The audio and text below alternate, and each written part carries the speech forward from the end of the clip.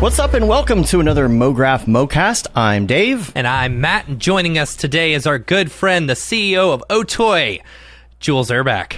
Pleasure to be here, guys, as always. And Mograph is a supplement to our site, mograph.com, which is a motion graphics tutorial site with tutorials, plugins, podcasts, and other Mograph stuff.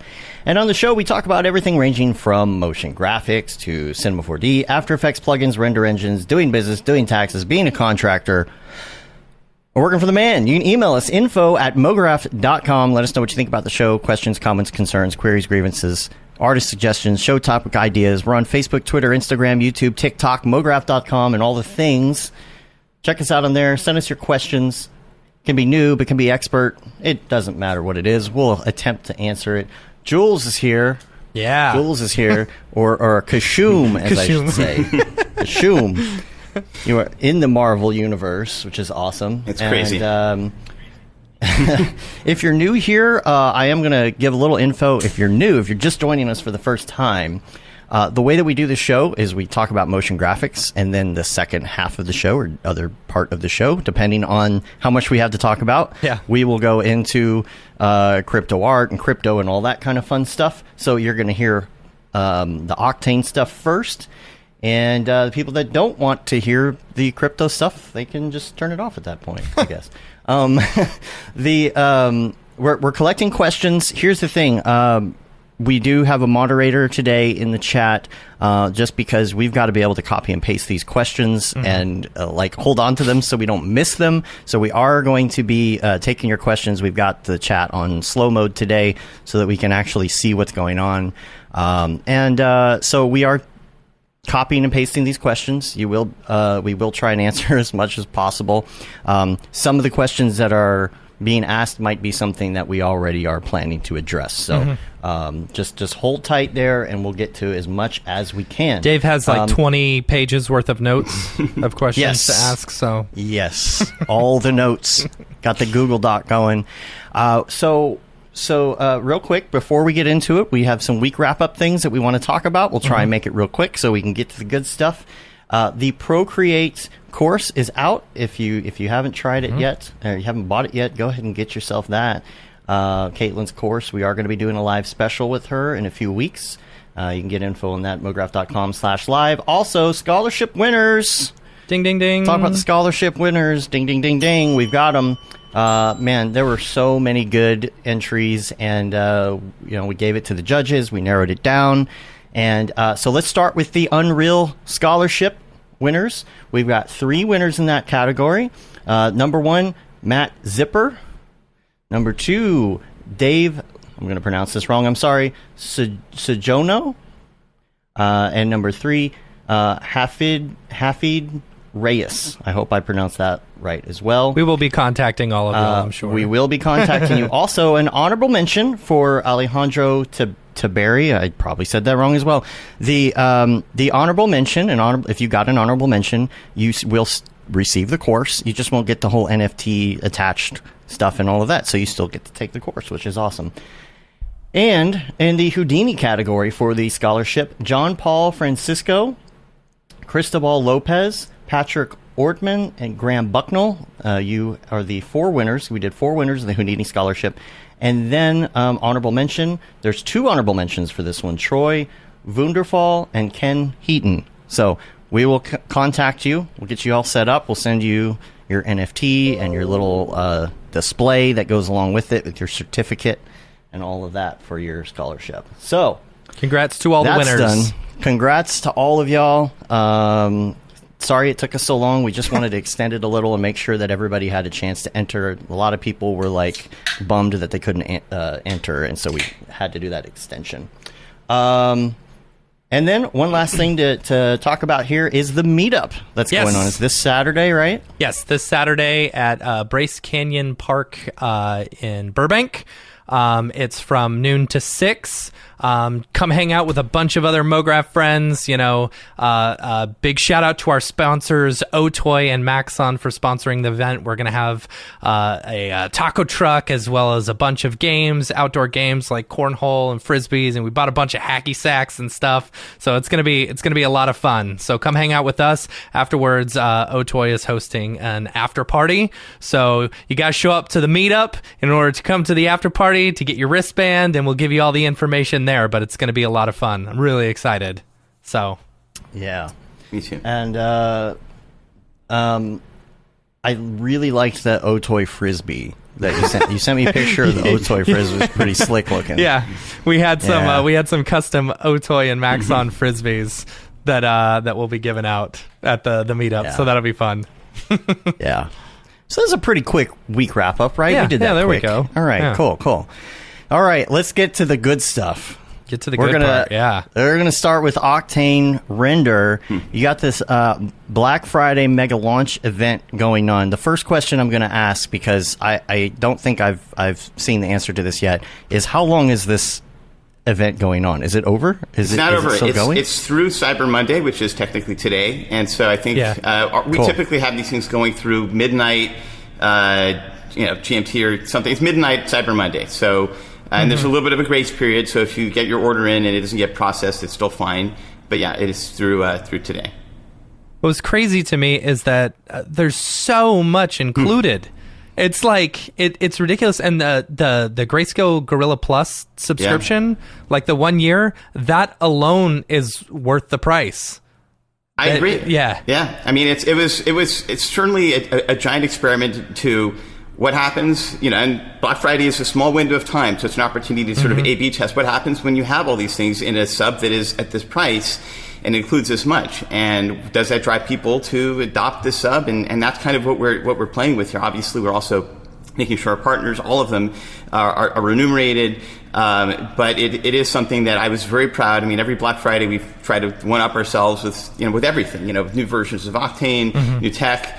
But also just making the existing subs that we have more valuable, better, sort of a better value to users. And also within that Black Friday deal, right, we're discounting these subs fairly significantly. I mean, if you're paying for an annual studio sub, it's like €13.95 a month amortized. It's pretty low. And that does include a full year of GSG if you get it through that deal. A lot of those things, and probably I think some of the questions that we're seeing is what's included in the Black Friday deal and what persists after that. So we could talk about that a little bit if you think that would be relevant. But there's a lot of the things that we introduced, for example, the Kit Bash stuff where you can get, one Kit Bash pack a month. That continues. That actually isn't necessarily related to Black Friday. That will keep going as long as you have a paid sub. You can keep downloading those assets. And we've done the same. Emergen now cool. is it basically even out of beta. We're including that in all subs. It's just you consider it part of the package sub. And we're also going to be bringing a version of World Creator that will work for all subs. It's not quite ready yet. It'll just be limited to exporting Orbex. But for the Black Friday deal, you can get the full version. So that was part of the Black Friday offer. And then with GSG and the Grayscale Gorilla Plus, yes, that's over after the Black Friday deal ends. But we may bring some version of that or some lighter version of that to all subs later next year. I mean, we're looking into that. We want to provide something so that even if you miss Black Friday, there's other things. But everything that's outside of that World Creator full version and the GSG Plus annual, I mean, those things are going to be in your monthly subs at all tiers. And that's a big deal. So I think there's just a ton of value. We wanted to add more assets. Obviously, Kit Bash is great. Our light stage assets are, again, really fantastic. These are scans that we've been doing for the visual effects industry for all the Marvel movies. And so, we wanted to have a repository of these heads. And I think we're planning to do about 100 of them. Clay's sort of in charge of that project. He's over there nodding. And we'll release as many as we can as they get scanned in. So as you guys saw, we have a light stage scanner that we built actually in the office, so we can push a lot to that. And we're looking next time I'm in town, can I have you guys scan me and then put me in the library? That'd be rad. Saturday. Absolutely. So all right. And a couple questions. People are asking, when they'll be able to pay for the license with crypto as well. Well, hopefully, right? Yeah, I mean, it's not out of the question. I've hinted at it. I mean, there's certainly a world where we've already kind of are experimenting with usage-based licensing in the sense that certainly on the Mac right now, on Metal and Mac OS, there's, pretty much you can use Octane, all of it, for free. If you have a Pro Mac, you can get an enterprise license. If you want to use even the C40 plugin for free on one GPU, that's available. So there's that. And I think in the future, what we may do is, our subs are now getting to the point where it's kind of a little bit out of date, where it's like having 2 GPUs in the studio sub. I mean, that's the equivalent of 10 GPUs 4 years ago, right? So what may happen is we may just have something where, just like Render itself is usage-based, we could look at that. I think that having a sub at the price points we have is still valuable, but there's no reason why we couldn't accept some form of crypto or have you earn your subs by doing stuff, like by being part of the Render network, for example. Those are all possibilities, and we want to explore all of them. I mean, it's not like we're afraid to try crazy things out here. So that's definitely on the table. I just don't have a timetable of exactly when, but crypto and those things do move fast, and I think there's an appetite on my side to see how and when that might be a viable path. And I know there's a lot of questions, and I've seen them going around this weekend, either in Slack channels or Facebook or whatever, about, like sub questions, right? I have such and such sub right now, and I want to convert to this and that kind of thing. Where's the best place if somebody has a very specific question about their sub? Where's the best place for them to go to get to the right person? Help@otoy.com is absolutely the right. Send an email.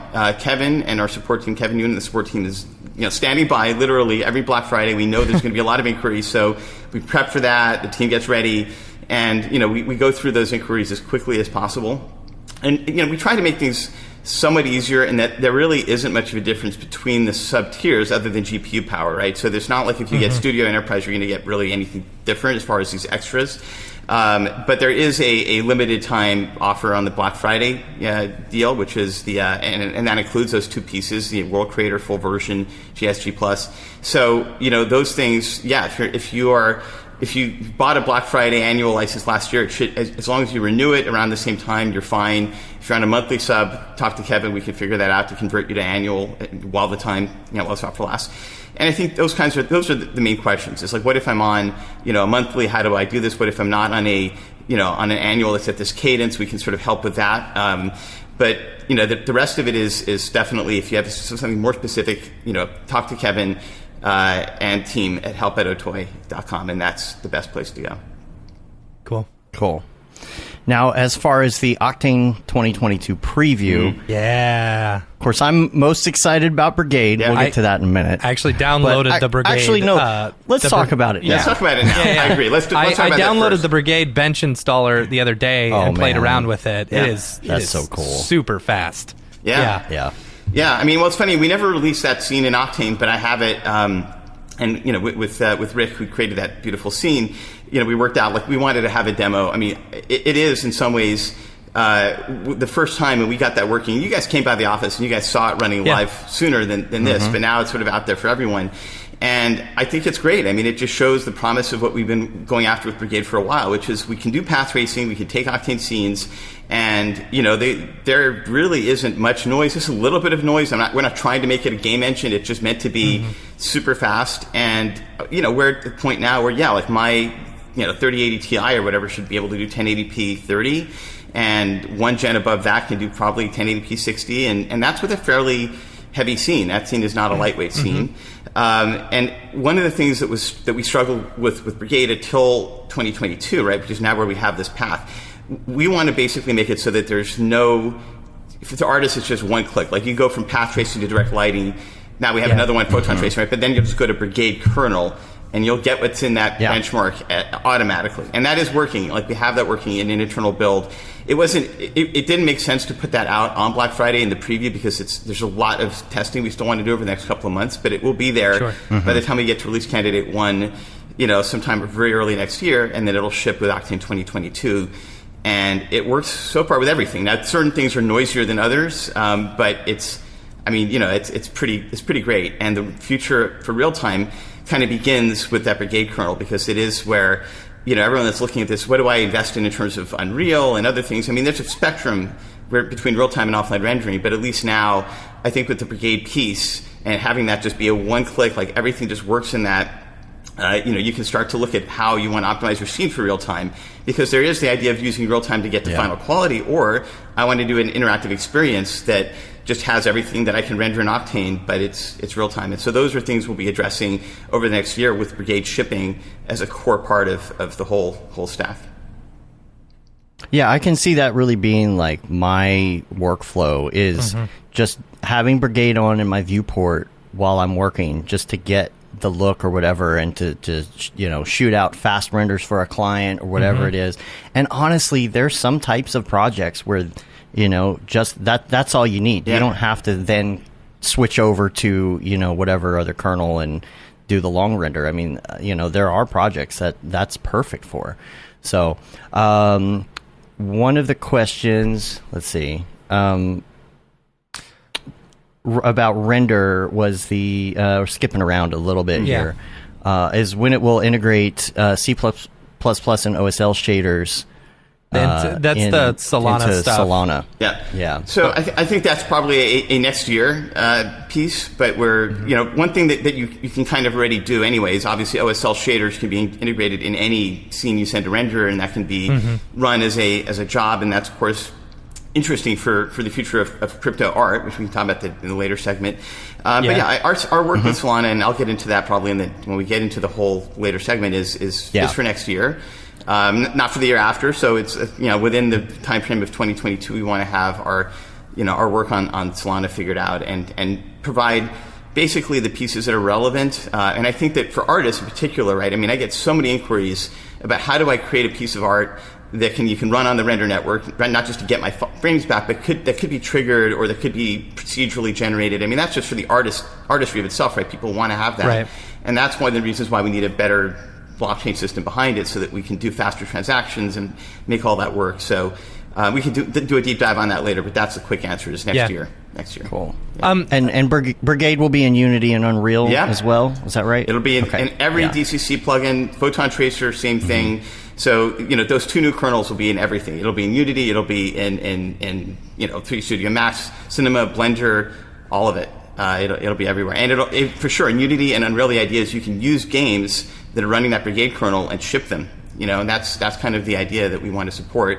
And then with render, we do want to have it so that once you create those pieces, you can export not just Norbex for a static scene or something like that, but you can take your entire Unity or Unreal project and put that on the network, stream that in, run it in a browser, run it in AR and VR. That's also something we can talk about in the next segment. But render is designed not just for offline, but also really heading towards real-time art and experiences that can be hosted on chain on the network. What about as far as EmberGen being inside of some of these other programs like Cinema 4D? Yeah. I'm kind of this purist. I just want to stay in Cinema the whole time. I get it. It makes sense. So I think EmberGen, the path that the JagFX team has been taking with EmberGen has been, it's been sort of their own journey to coming up with the best possible system that we could then use to plug in. I think EmberGen 0.75, which just came out not too long ago, is actually the baseline that we now have, so that Ahmed and our C4D developer and others can start baking that into C4D. So that work is going to be starting, I think, in earnest in January. And 0.75 is like a really big milestone that we just needed to hit. And it will be. It looks beautiful. It looks beautiful. Great. And the EmberGen team is working on some great stuff. I mean, by the time that we're probably at this point next year, I would say we'll have sparse volume rendering. They're also working on LiquidGen, which is really, really cool. That'll have liquids. Nice. And I think that kind of after years of being like, well, you can use it in beta. I worked out with the EmberGen team, like, let's make it part of the sub for right now and the foreseeable future. And same thing with World Creator. Like, there'll be a special bespoke version of World Creator for the subs that you'll be able to use. And if you're kind of using our software to begin with, you're an OTOY subscriber, probably it'll be all you kind of need or will want to have for integration kind of within our system. But I think for EmberGen, having that within C4D is pretty important. And then we at some point should talk about the fact that we've, with Maxon's full support, we have this amazing license now, not just, to Cinema 4D, but also to Redshift, not just for render, but also for things outside of render. And those have major implications for workflows and things you could be experimenting with in the future. Yeah, absolutely. Absolutely. I'm really excited about that integration, the announcement with Maxon. Was it last week or a couple weeks ago, including so this was a question that a couple people in our Slack had, as far as, will people be able to send straight C4D files to render in order to render, or will they have to wrap them in an Orbex file first? No, we'll support straight C4D files as a drop-in piece, just because it's simple. The one thing you'll want to do, just like you do now with the Orbex files, is you'll want to run those C4D files in standalone to make sure that they render. But standalone will also support loading a C4D file. And that's amazing. That's cool. And even better, that's cool. The standalone, I mean, you won't be able to do much with it, but it will actually be able to bootstrap a version of Redshift and a C4D Redshift file and give you a preview render with a watermark, but at least you'll be able to see whether the thing's actually looking right. Right. So even if you don't have Octane and you're not using Orbex, that's the kind of stuff we'll support. And so part of that, the crazy part of the license and all the asks that we had, and that's why it took so long for us to get this sorted out, is, in order to make render useful for people that aren't coming from, let's say, the OTOY ecosystem, right? They're just, you're in C4D, you're using Redshift or maybe even Arnold, and not Octane and not anything else, then we wanted to make it so that those C4D files could kind of, because we want that validation piece. So the standalone is always a good thing to make sure that everything's there, because you've got plugins and other things. So the interesting thing to note about the C4D stuff is that you'll probably still want to be careful about how you export C4D, because if you have, for example, a plugin that isn't on the render network, and right now we're just adding renders, we haven't yet figured out what to do with X particles and other stuff, we may have a simple tool that catches these things for you, like kind of what Orbex does. But I do think that, straight C4D, even being able to test other renders within, it won't be called Octane standalone. It'll probably, like, render standalone is probably how it'll be repackaged. And that should be something that we do want to get working, for example, on the iPad and on the App Store. But yeah, it'll be as simple as that. And that means no exporting. And we're also looking to do the same, with Blender and Unreal files, because certainly with Unreal, exporting from Unreal to Orbex is painful. And we asked Epic to help us with that without even giving a reply back. It was like within 2 weeks, they put out Unreal 4.27, which has a full source code license that you can use for Unreal. And that's something we can leverage on the render network to then deliver Unreal projects similarly. So we're looking at these workflows where it doesn't have to be an Orbex, or if you need to, we can convert to an Orbex on the render network, so you never have to do anything else than just upload your scene, and use the fact that we can then embed these runtimes inside of the standalone tool, so you can at least validate that it's working and cut down on support and other issues before you send it to network. But that's all in play now. So does that mean that I could,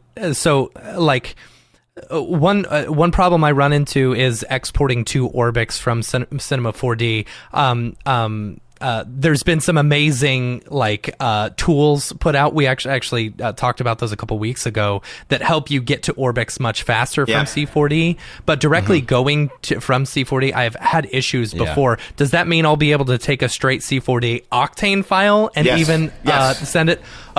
Yes. I mean, that'll be working first. I mean, it's going to take a little bit more time to get the C4D and Redshift going, but probably not much more time. So the idea is, what's interesting is that when you're looking at writing a render, like we did say that render will support all render engines, that was a serious effort on our part, because I do look at render as being a very different, thing than just OTOY or Octane alone. I mean, it's a bigger ecosystem beyond us as a company. It's decentralized and all that, but now you have several options. So our initial plan with the render SDK was, okay, you can build a Hydra render delegate, and that works. Like, that's how we got Arnold and even Cycles and Pixar and all these other things running.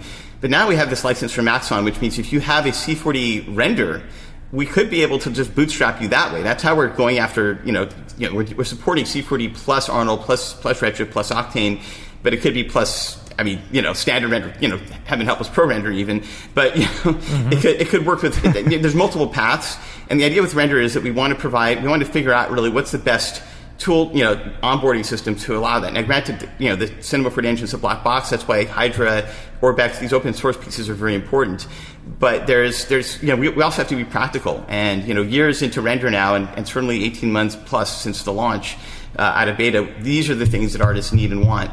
And thank goodness we have had sort of the enthusiasm and appetite from Maxon to really help develop this integration in a way that I think changes the very nature of how powerful render is and how easy it is for artists, because that's one of the things, we have so much GPUs on the render network, and we have a lot of artists, but we also need to make it easy for those artists to use the render network. And so I think having direct C4D integration, and by the way, you can also put a C4D file in an Orbex. That'll work. That is an option. Cool. Not mandatory though, but yeah, it's a super exciting, game-changing moment for how we handle the whole ecosystem. Yeah, that's awesome. That's awesome. And super excited about the new Photon Tracing. Yeah. The new Photon Tracing kernel. Like, that looks incredible. Yeah. Yeah, I've got a list of all the new stuff here. We can go down because I'm sure people want to hear all about what's coming. Yeah.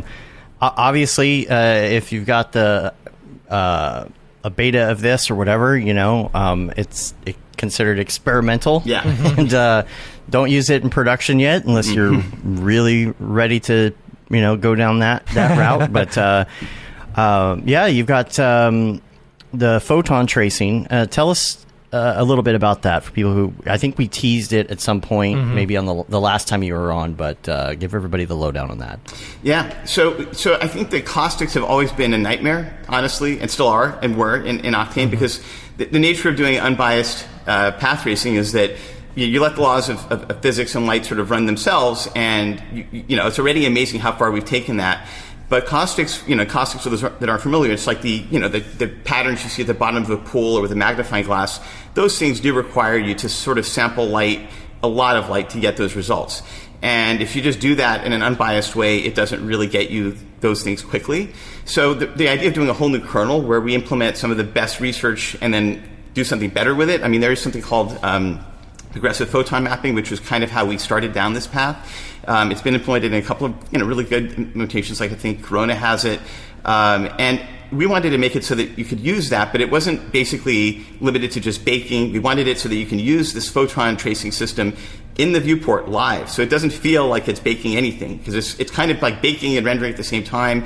And it's using something called photon guiding, which is basically helping unbiased renderers know exactly how to sample. So all those things combined in this specific kernel means that you can turn on a material like glass and say, this thing is now telling the renderer caustics are going to happen. And then you'll get really high quality caustics.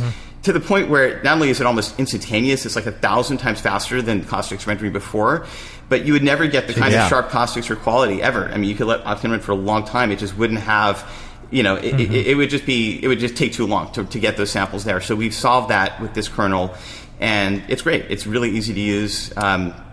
So it's super in exciting. Comparison, how is the look in comparison? Like, for example, like there's a distinct difference between like direct lighting and path tracing. Yep. The two kernels.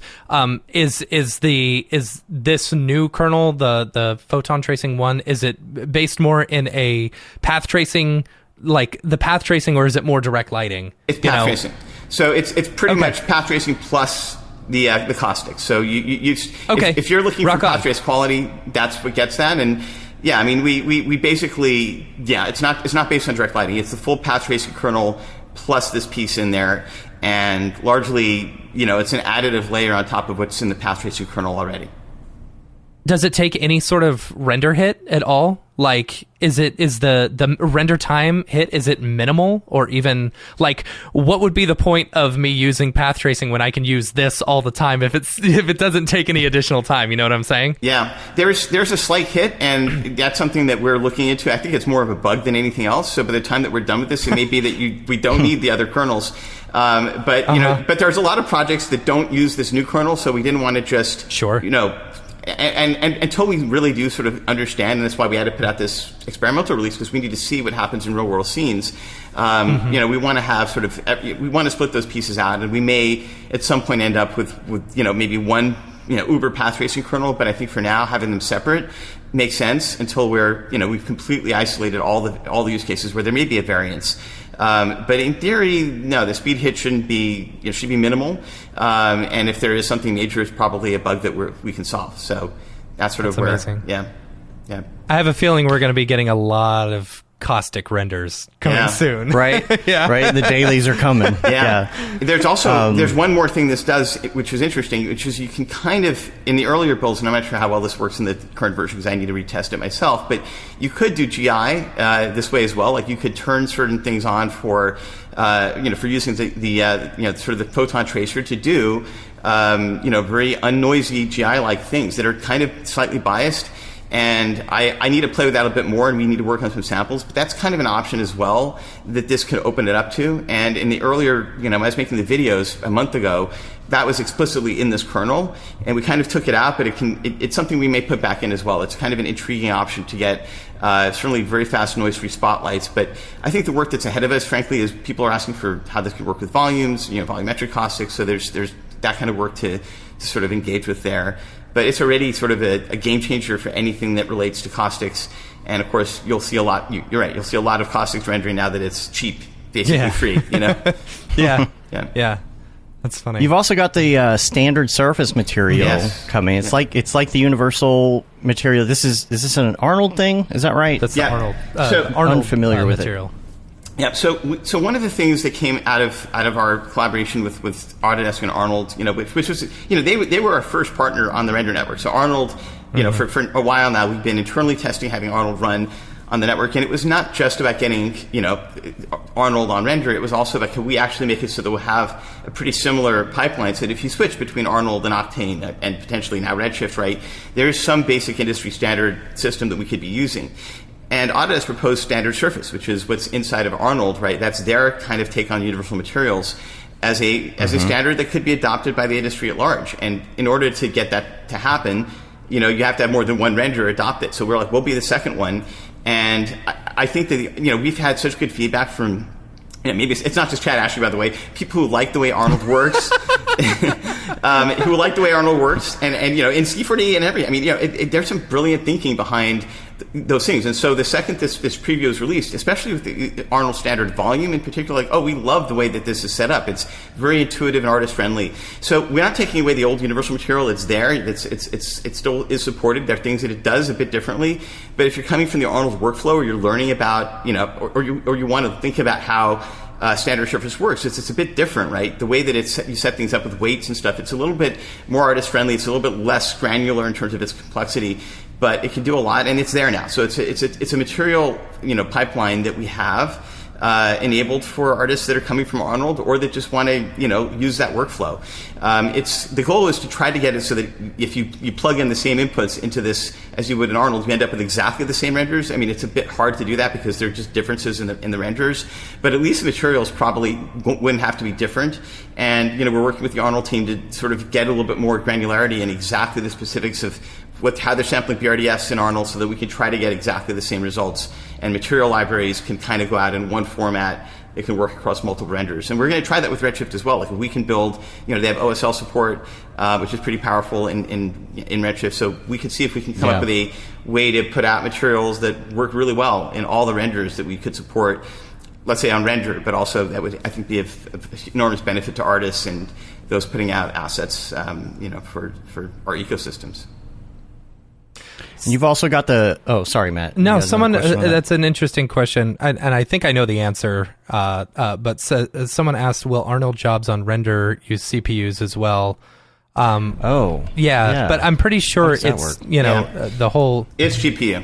So it's GPU. And the reason why is that it's if you look at the equivalent. First of all, there is no Redshift CPU, and it's like we've done a Octane CPU thing, and it's just ridiculous. Like, it just doesn't even. Well, I'll give you an example. So on Metal, right, where we have both, we have Intel GPU supported, we have AMD GPU supported, we have, we know how NVIDIA runs, we have Apple Silicon. It's looking at the Intel integrated graphics, like the integrated graphics part of the Intel chip is 4 times faster than using all the CPU cores. It's crazy. So for renders that are designed for the GPU world, you're just going to get better efficiency. Now, there is a modality where maybe we could make it so that each CPU core is 1 Octane bench worth of power versus the hundreds that you get on GPU, something like that. But I think you wouldn't make much render off of that. And it's also the kind of thinking where with Arnold, and we know that it scales really nicely onto at least 2 GPUs. Not everybody has 8 GPUs or 17, right? And not all the renderers scale the same way. So the idea with these is, we're to that with frankly, the discussions with the Redshift team and Maxon and the Arnold folks have been going for a long time. So the idea was that Octane benches are starting point, and it's pretty much like you're paying for Octane bench time, but it's on us to make sure that time, Panos was like, yeah, that pretty much matches to Redshift power as well. It's pretty it's fine. But what we'll do is that if an Arnold job doesn't scale to 8 GPUs, we'll find 2 GPU nodes to send those jobs to so that it's maximized. And I do think that Arnold GPU is now at the point. That's why we waited to announce it. Arnold GPU, I think, has feature parity with CPU. And yeah, we're a GPU rendering network. It just makes sense to focus on those kinds of workflows. Even RenderMan, the old legacy renderers now has XPU, right? So there is a world where I think every render in the planet is going to have a GPU mode, and that's kind of what we want to try to engage with. Yeah. And you've also got the standard volume being introduced as well. And what's the difference between that and a volume medium, I guess? I think there it's similar to the difference between standard surface, and it's based, of course, on the Arnold standard volume. It's similar to it's in the same, and for the same reasons we introduced both. So Arnold has standard volume, standard surface, and we're also going to be adopting Arnold lights because they're really nice, they're simple to use. Cool. So we're just going through and doing this piece by piece, because I think that's a workflow that's kind of been proven even outside of our sort of own ecosystem as being very artist friendly and intuitive. So adding that on top of Octane and not taking anything away, I think makes a lot of sense. And the initial feedback was that the standard volume, Arnold standard volume, is so easy to sort of imagine or think about from an artist perspective that already feels like it's a great move to add that, And so if artists sort of gravitate towards that, and standard material packs that are out there that use volumes can sort of stick with that. I think Octane will render it perfectly, and hopefully so any other render that adopts that format, obviously including Arnold. So it's those two are basically coming from the Arnold workflow. As far as workflow goes, like say for example you start using the standard volumes, and even once you get integrated the Arnold lights and stuff, will you need to switch over to that Arnold kernel within Octane, or will it work within, like, just say standard path tracing kernel? So I think that the standard path tracing kernel is basically Octane's standard path tracing kernel.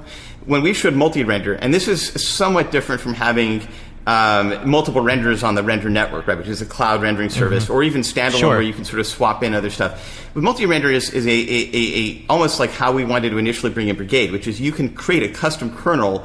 And that is basically almost like a drop-in from the kernel menu.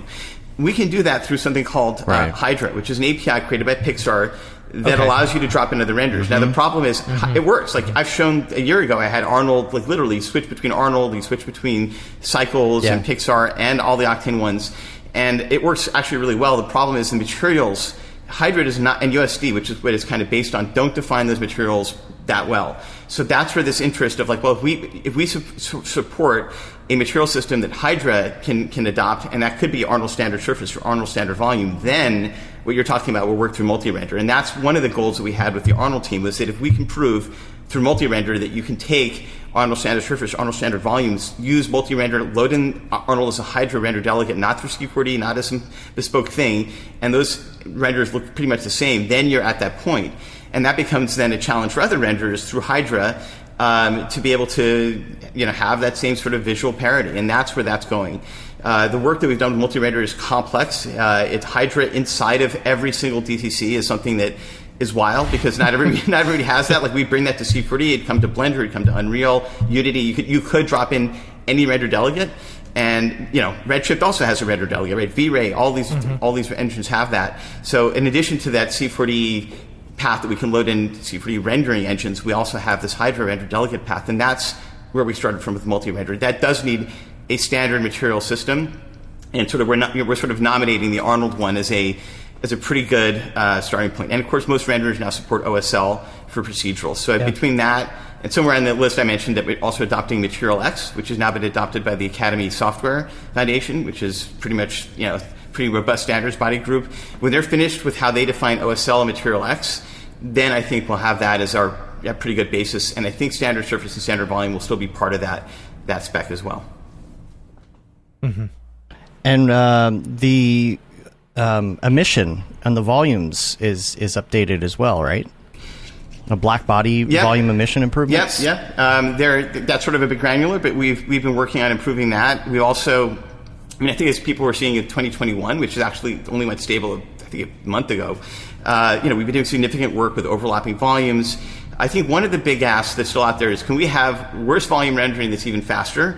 And, you know, in a sense, probably when we're done with the Brigade kernel, we're probably going to experiment with some of those things. I mean, it'll start with volumes that kind of look like they do now, but we have some interesting options. You know, for example, we do have Embergen's entire rendering stack that we can adopt within Brigade, and that's one of the things we're sort of experimenting with. And I do think that, yeah, we want to get it so that the volume rendering pieces have the highest possible fidelity, the easiest flexibility with artists, and also the fastest speed. And there's a lot of thought going in there between, you know, what you want to have, let's say, in real time versus just absolute, you know, perfect fidelity, spectral quality, and all of that. Mm-hmm. Is there a chance of doing something similar that you're doing with the Photon Tracing kernel, where you could do something similar to that with volumes? Yeah, it's definitely. I mean, so when we're talking about volume caustics, and as I mentioned, the Photon Tracer can even do surface-based, GI. There's ways of doing that with volumetric rendering as well. And I think once we get volume caustics working, then you can start to have that same effect be applied for volumetric rendering as well. And there is, for sure, you know, and one of the things we want to sort of experiment with, and the Photon Tracer is kind of the path towards that, is we're caching light. So once we're caching light, we can do GI caches, right, which we do for surfaces. And that could be something that could significantly accelerate, certainly, animation and final rendering for volumetrics. But what's cool about the way the Photon Tracer works is you don't feel any of that caching, right? I mean, essentially, you don't feel it. There's no baking step. There's no like final gather that you have to wait. There's no two-step process. It doesn't. It sort of hides that really well, and changes that model somewhat. So we want to kind of go all the way towards nothing has to be baked, and see how far we can get there. But yes, when we get to volumes, there's definitely a lot more work we can do and will be doing in terms of speeding up the results.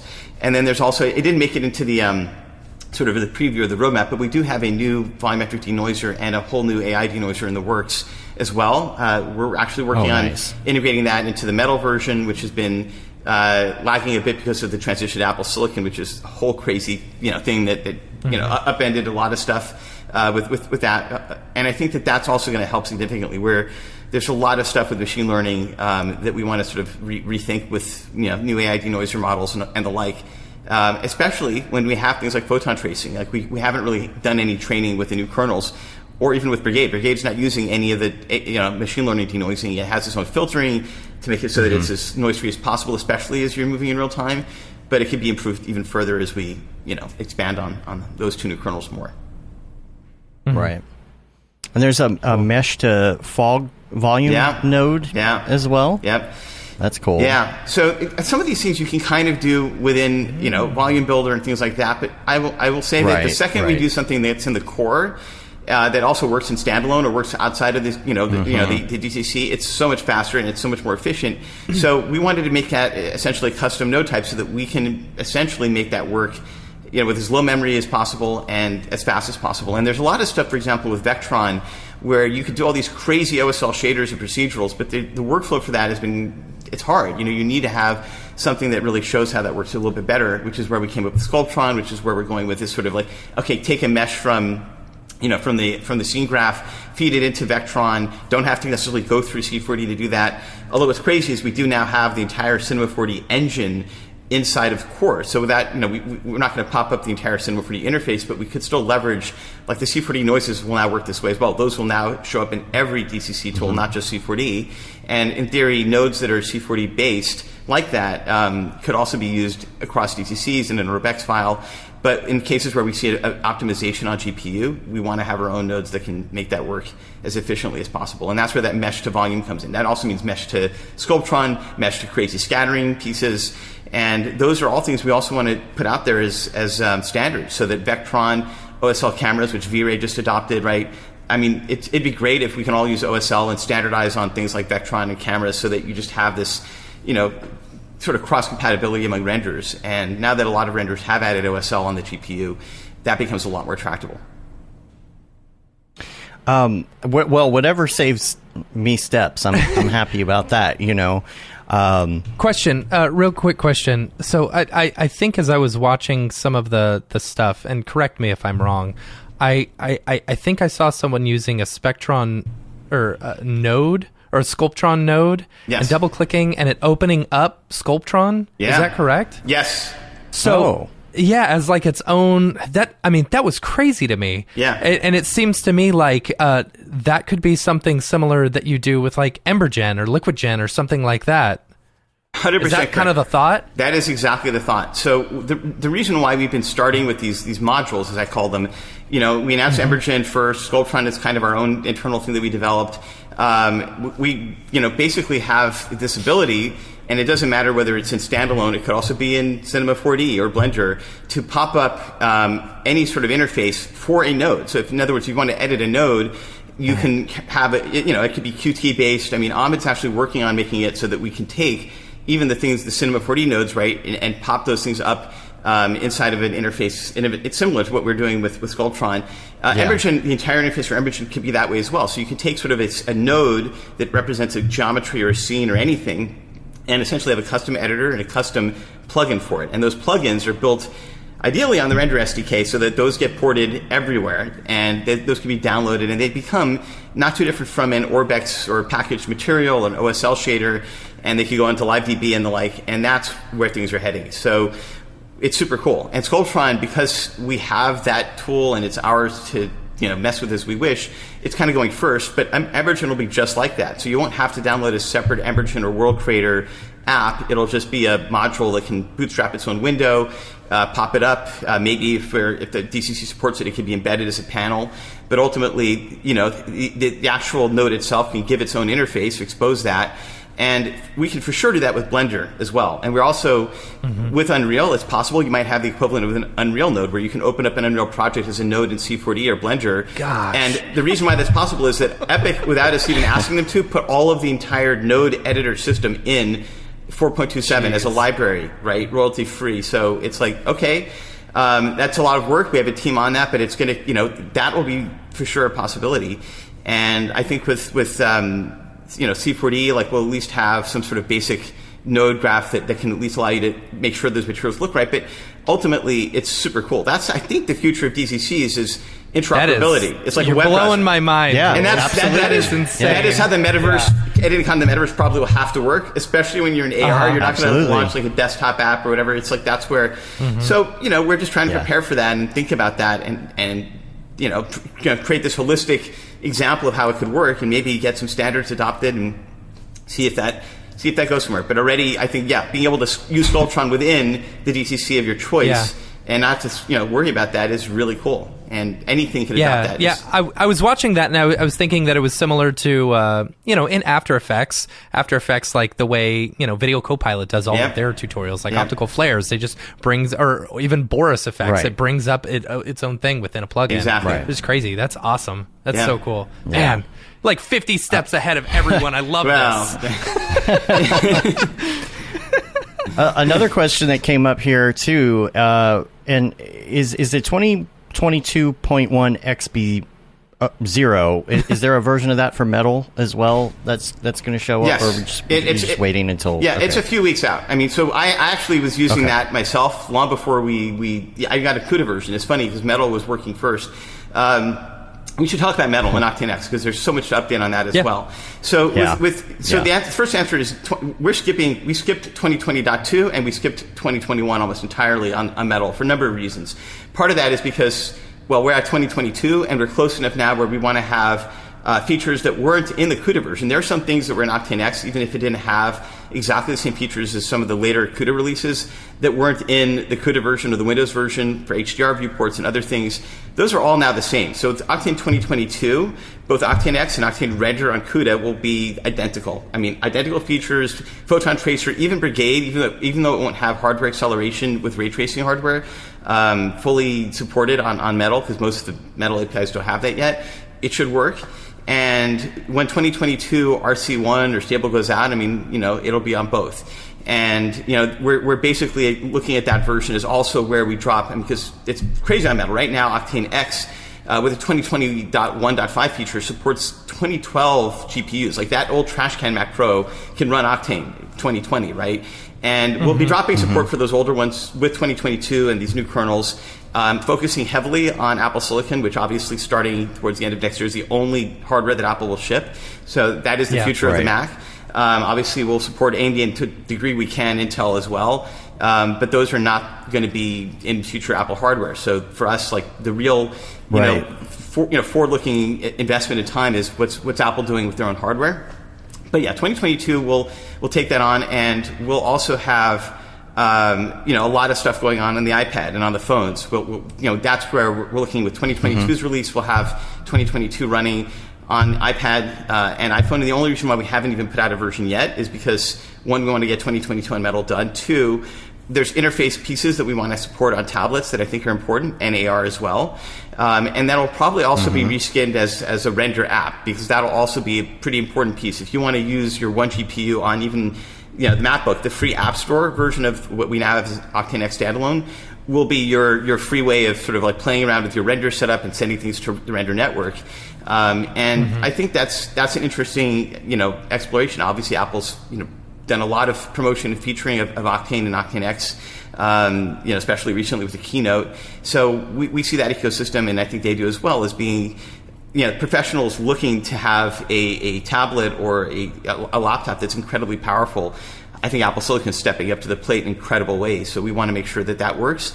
And there are issues that maybe some Mac users have now, like how do I set up network rendering to a PC? How do I add extra GPUs? It's not quite a thing on Apple Silicon.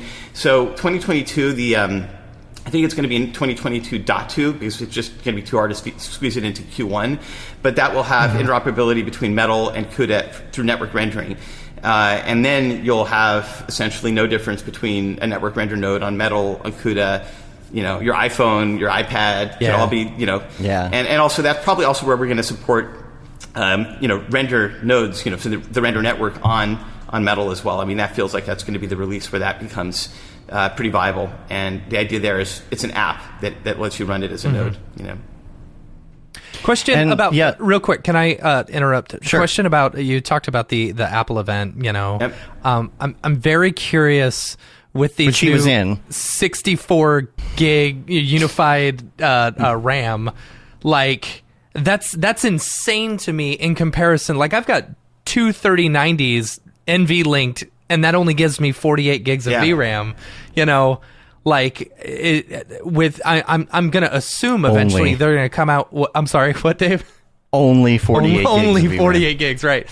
Yeah. But I'm going to assume they're going to have new iMacs or something with these new 64 gig, and it's like I don't know. I'm curious about speed. Like, have you guys seen a speed and Octane bench scores on some of these new M1 Max unified GPU CPU stuff? I have one right next to me. Right, I have the M1X. I bought it. I fully loaded. And yeah, it is 64 gigs. There's it's crazy. I mean, I basically am loading scenes on that I can only truly kind of load on an A6000, right, which is 48 gigs of GPU memory, and this has more. Where I see this going is, and this is really the first time Apple has gone beyond the M1, right? The M1 was 16 gigs, by the way, on the iPad, which is crazy. That's more than a lot of GPUs have on the render network. And there's no doubt that you're going to see 128, 256 gig GPUs coming out of this. I mean, I can't say when, and I don't have any special knowledge of that. I mean, I was pretty much I saw the 64 gig thing not that long before it was publicly announced, and that's that. But I mean, I can see where this is going, as can anyone. I mean, Apple is not even at the halfway point really of converting their entire lineup to Apple Silicon. So you have to imagine by the time they get to the pros and the real desktop machines, you're going to be seeing multiple Octane benches over what we have, multiple VRAM configurations.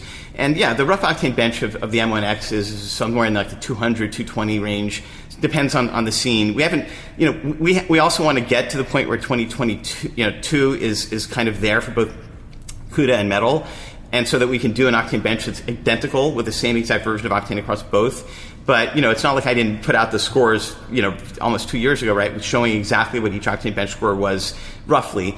But I think that in the sake of fairness to Apple and even to NVIDIA, like I feel like there's a benchmark that's official from us should be the same version running the same scenes the same way, with or without RTX. Yeah. And that's what. So I think with Octane 2022.2, where we have exactly that and network rendering, all that, then you'll see the same Octane bench out there.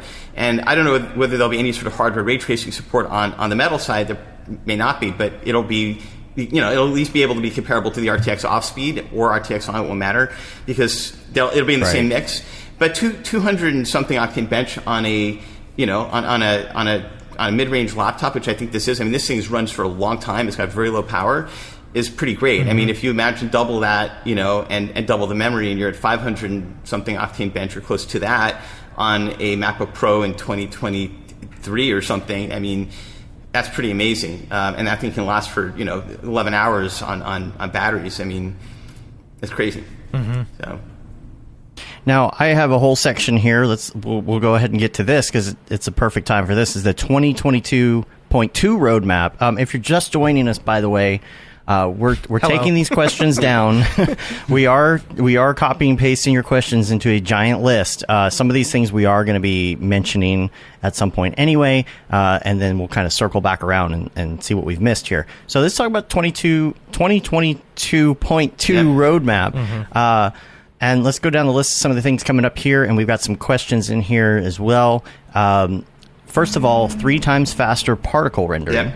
So there's a lot of work that we've been doing piece by piece since RTX was announced, right, that allows us to move things that were previously done in CUDA literally onto ray tracing hardware, which is obviously significantly faster.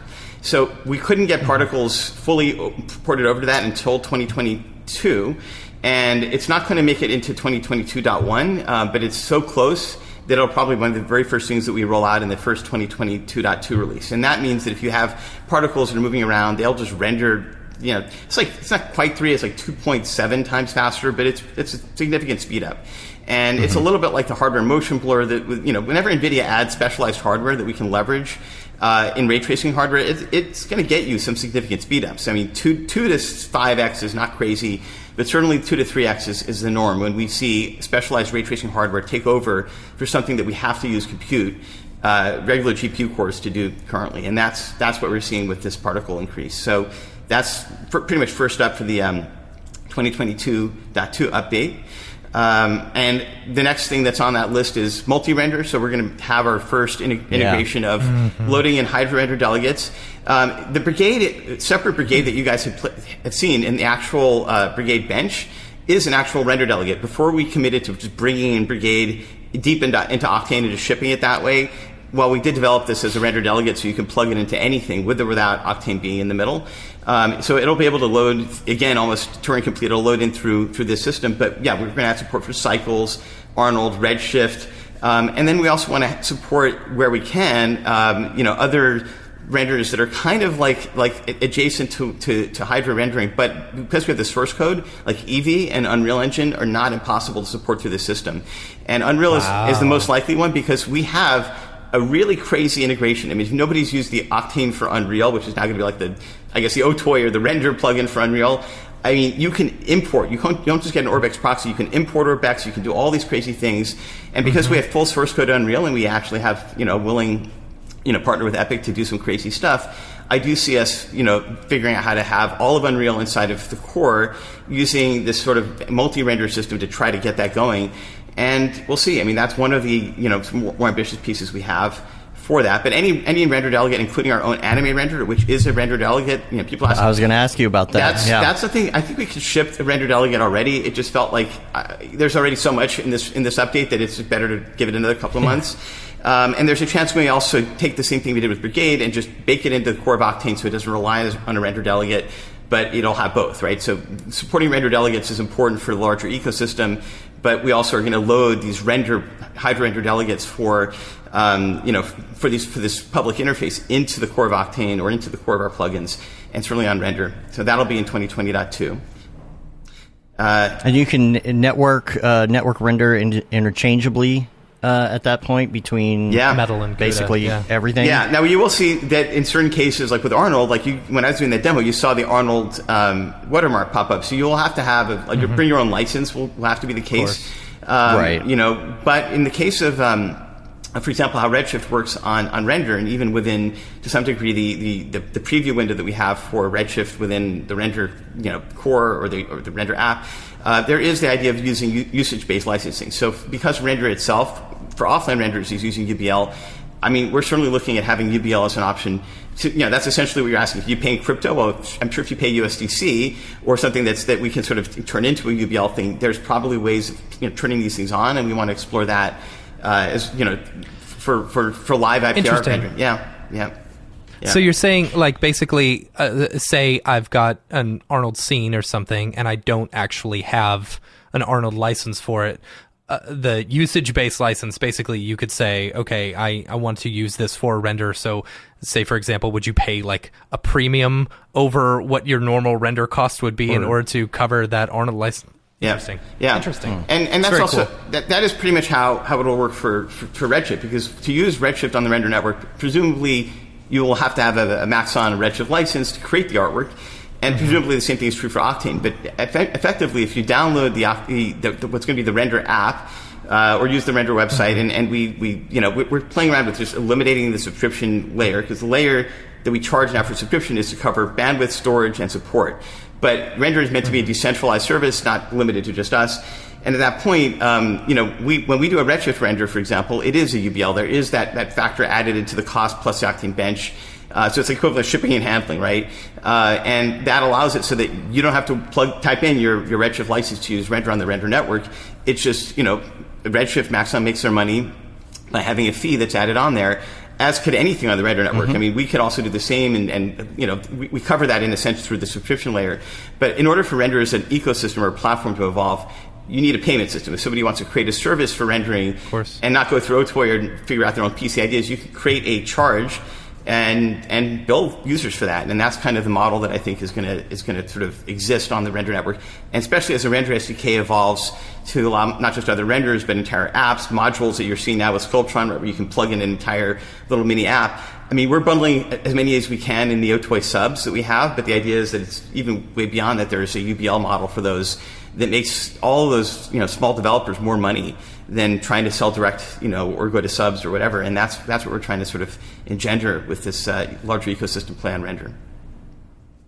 That's cool. And the headless rendering thing is something I'm really excited about, because I'm glued to my desk all the time. I'm working from home and stuff. I would love to take my Mac laptop with Cinema 4D downstairs, outside on the patio, load up a scene, enjoy the fresh air, and then meanwhile, all my 3090s here are like doing all the heavy rendering. It's hot upstairs, but I'm downstairs where it's nice and cool. Yep. With the headless rendering, does that also mean that, like, say I could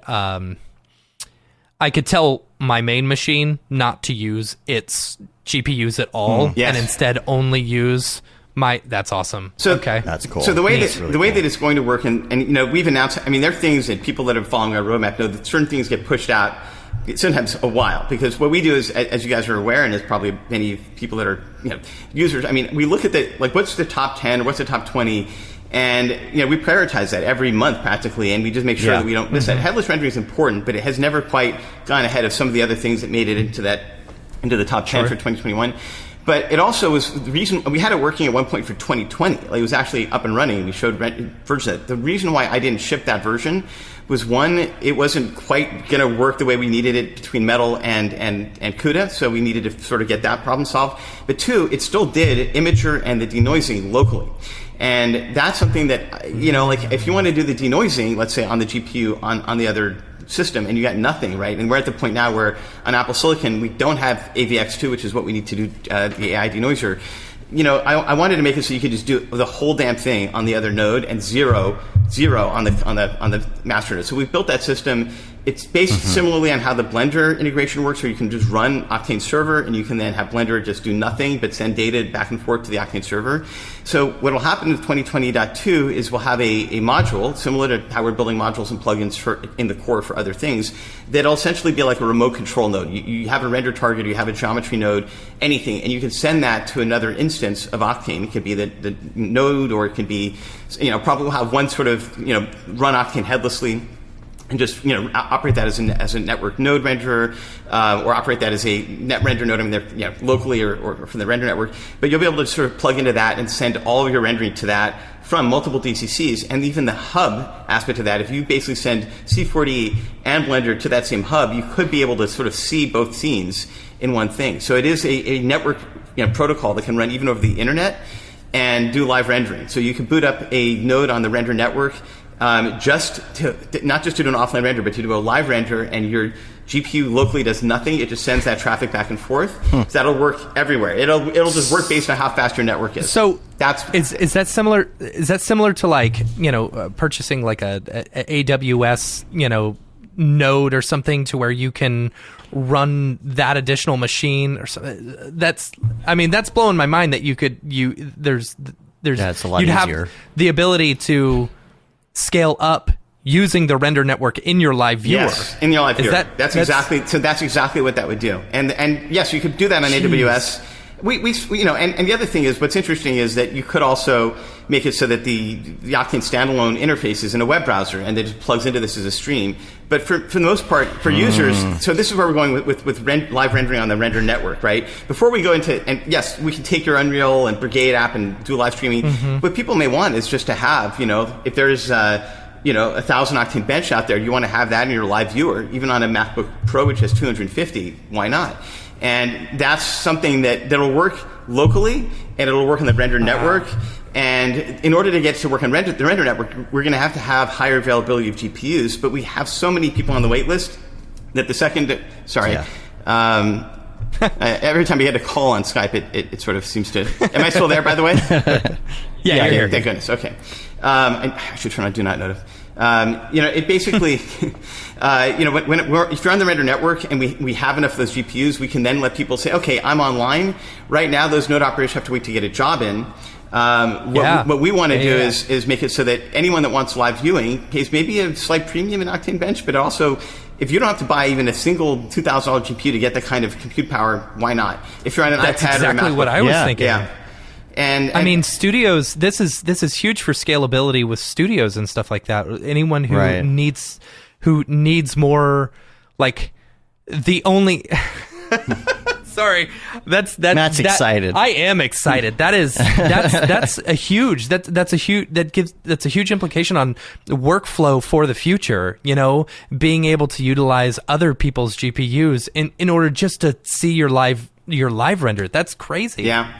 So the next step from that is, now imagine you had, so we get that working, and that's important, right? The next step is, what happens when you want to have an experience? You want to create a walkthrough. You want to have, a piece of your artwork that's available for people to experience. And there's a lot of Octane artists that are kind of looking at, how do we get this into Unreal or GLTF or something? And this will solve that too, because once those nodes are available to do live rendering for artists, if there's extra node power, and there certainly seems like there will be, then you can run an instance of something that just allows people to connect into your scene. You also do Twitch-like stuff, right? You're editing your scene. You have this node that's streaming stuff into it. It can also be broadcast to others.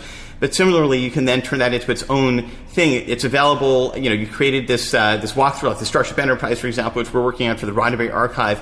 Not an NFT, just for museum quality experiences. Then those live nodes can be used to deliver Brigade or Unreal or anything along those lines on demand. And that's something that maybe the person that owns that experience has to charge for, because there's a cost to that, but it can also be paid for in other ways. And that's where the render network itself has such vast opportunities, because it's certainly possible to have GPU power completely diffused, so that whatever you want to do, if you want to have more GPU power for your viewport, for your final renders, for the experiences that you publish, for the metaverse, right? We've totally flipped that model on its head. I mean, the fact that you can't even get this kind of compute power, even for any price, frankly, on AWS or Azure. I mean, they're part of the render network, they're partners, but there's just not enough GPUs. There's millions out there in the render network, and there's, frankly, probably tens of thousands on the public cloud, and they're not all hardware high-end ray tracing cards like the 3080s that we have today on the majority of people's artist workstations. So yeah. Now, before we get to the render network stuff, or more of the render network stuff, just two quick things for the 2022.2 preview here.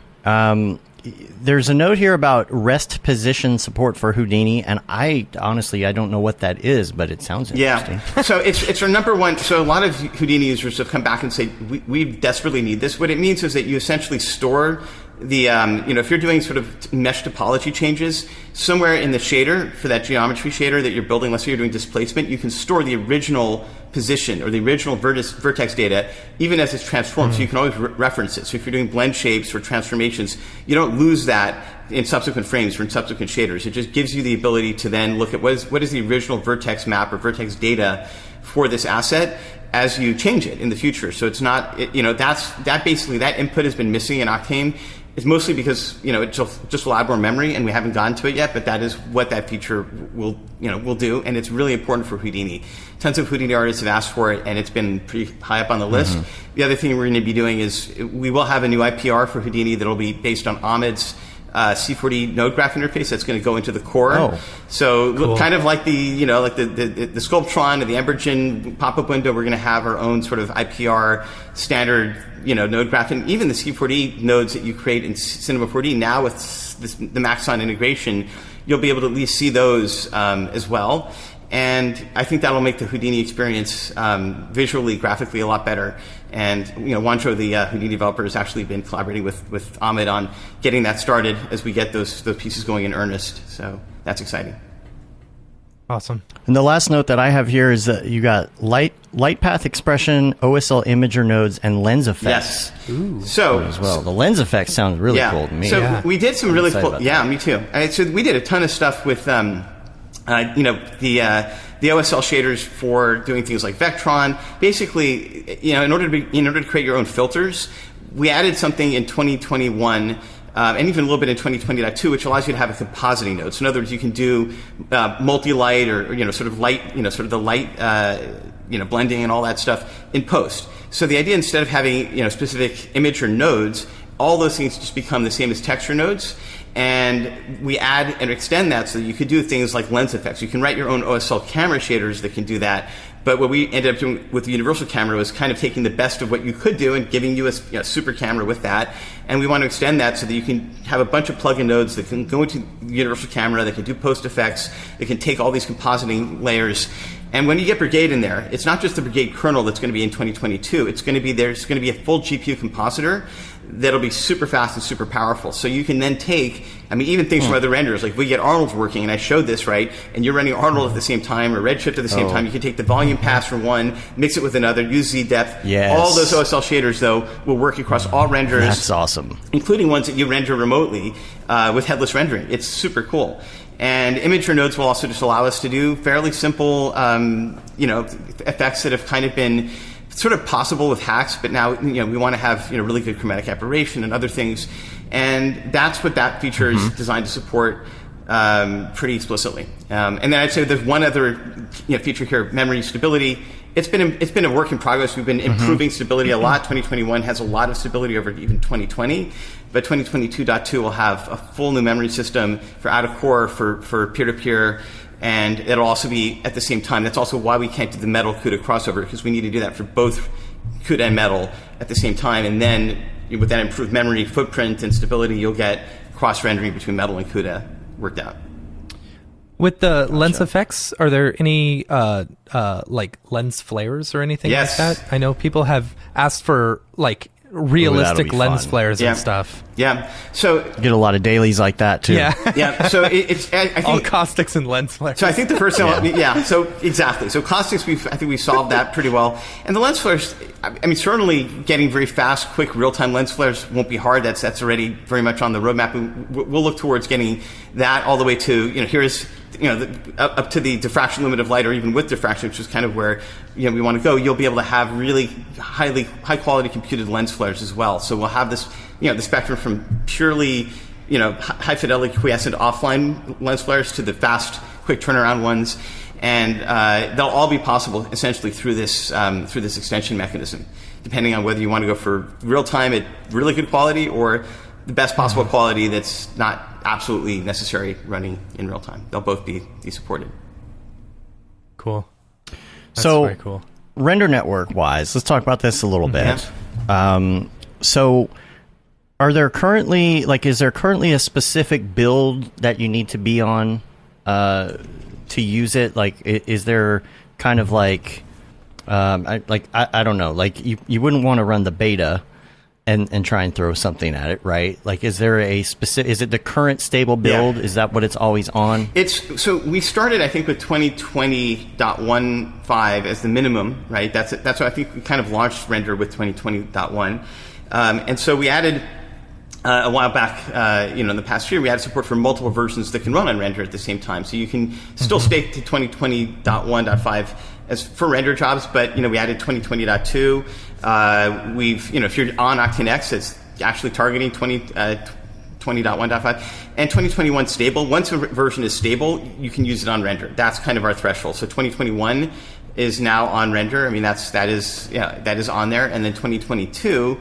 That one, when it hits stable or maybe even release candidate, we'll support that on the Render network. We do want to try to avoid experimental builds, having those widely out there, because for one thing, those will change, especially if they're not release candidate. We kind of want to only sort of have builds that are basically done on the Render networks to just minimize support and user error and other things. So that's kind of the way we're approaching it. Same thing with other renders as well. Like, we want to pretty much just have. For Redshift and Arnold, we'll have the latest stable releases that are there, and support multiple versions of those as well.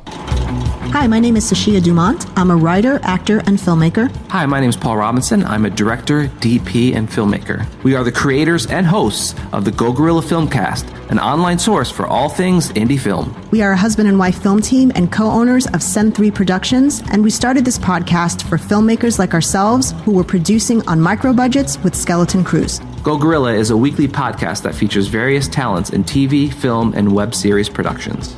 We've interviewed filmmaker powerhouses like Kestrom Pantera, Richard Raymond, Alex Ferrari, Cassandra Ebner, and Ryan Connolly. Amazing actors like Hannah Ward, Lou Taylor Pucci, Chris Wataski, and Eileen Gruba. Groundbreaking cinematographers like Jody Lee Lipes, and Jessica Lee Gagné, and many more. We also offer weekly reviews of our favorite films and shows, which vary from low-budget first-time filmmakers to A-listers and everyone in between. Go Gorilla is proud to announce that we have officially joined the Mograph Podcast Network. So if you love filmmaking as much as we do, tune in every Sunday for a new episode of the Go Gorilla Filmcast, your source for all things indie film. Now available on the Mograph Podcast Network. A question that came up is on stability, because you actually have this listed as well as the stability improvements and everything else. From time to time, I'll have like a weird situation in cinema, and sometimes it's kind of hard to figure out. Is this because I have way too many polygons, or because I'm integrating this plugin, or whatever it is? If somebody's having a really just oddball situation, I know that you like to take those things and look at them and say, okay, what is this, so that we can address that. What is the best place for somebody to hit you up on that as well, and say, hey, I've got this scene that's a little iffy here, and that way they can get it to you and you can actually work on it? Because it's one thing to do that. It's another thing to say, oh, I had a problem with this scene, and then never tell anybody about it, because that's not going to fix exactly anything. So we do need scenes, and I mean, I'm obviously very active on the Mograph Slack. I brought all you guys were welcomed, all of our developers, so they're all on the Slack as well. There's thousands of artists there. I mean, that's actually a pretty good place to start in some cases, because I look at that a lot.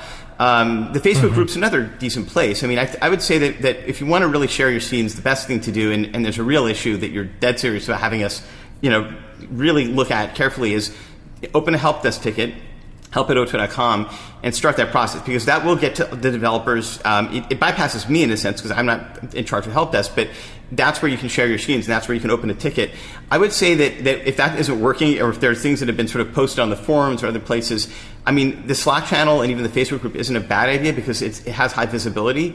But at some point, be prepared to share a scene. And what we need to figure out is, if you export this as an Orbex, the first question is this something that's only happening in the C4D plugin, for example, if it's in the C4D thing, or is it in the core? Because they're very different pieces.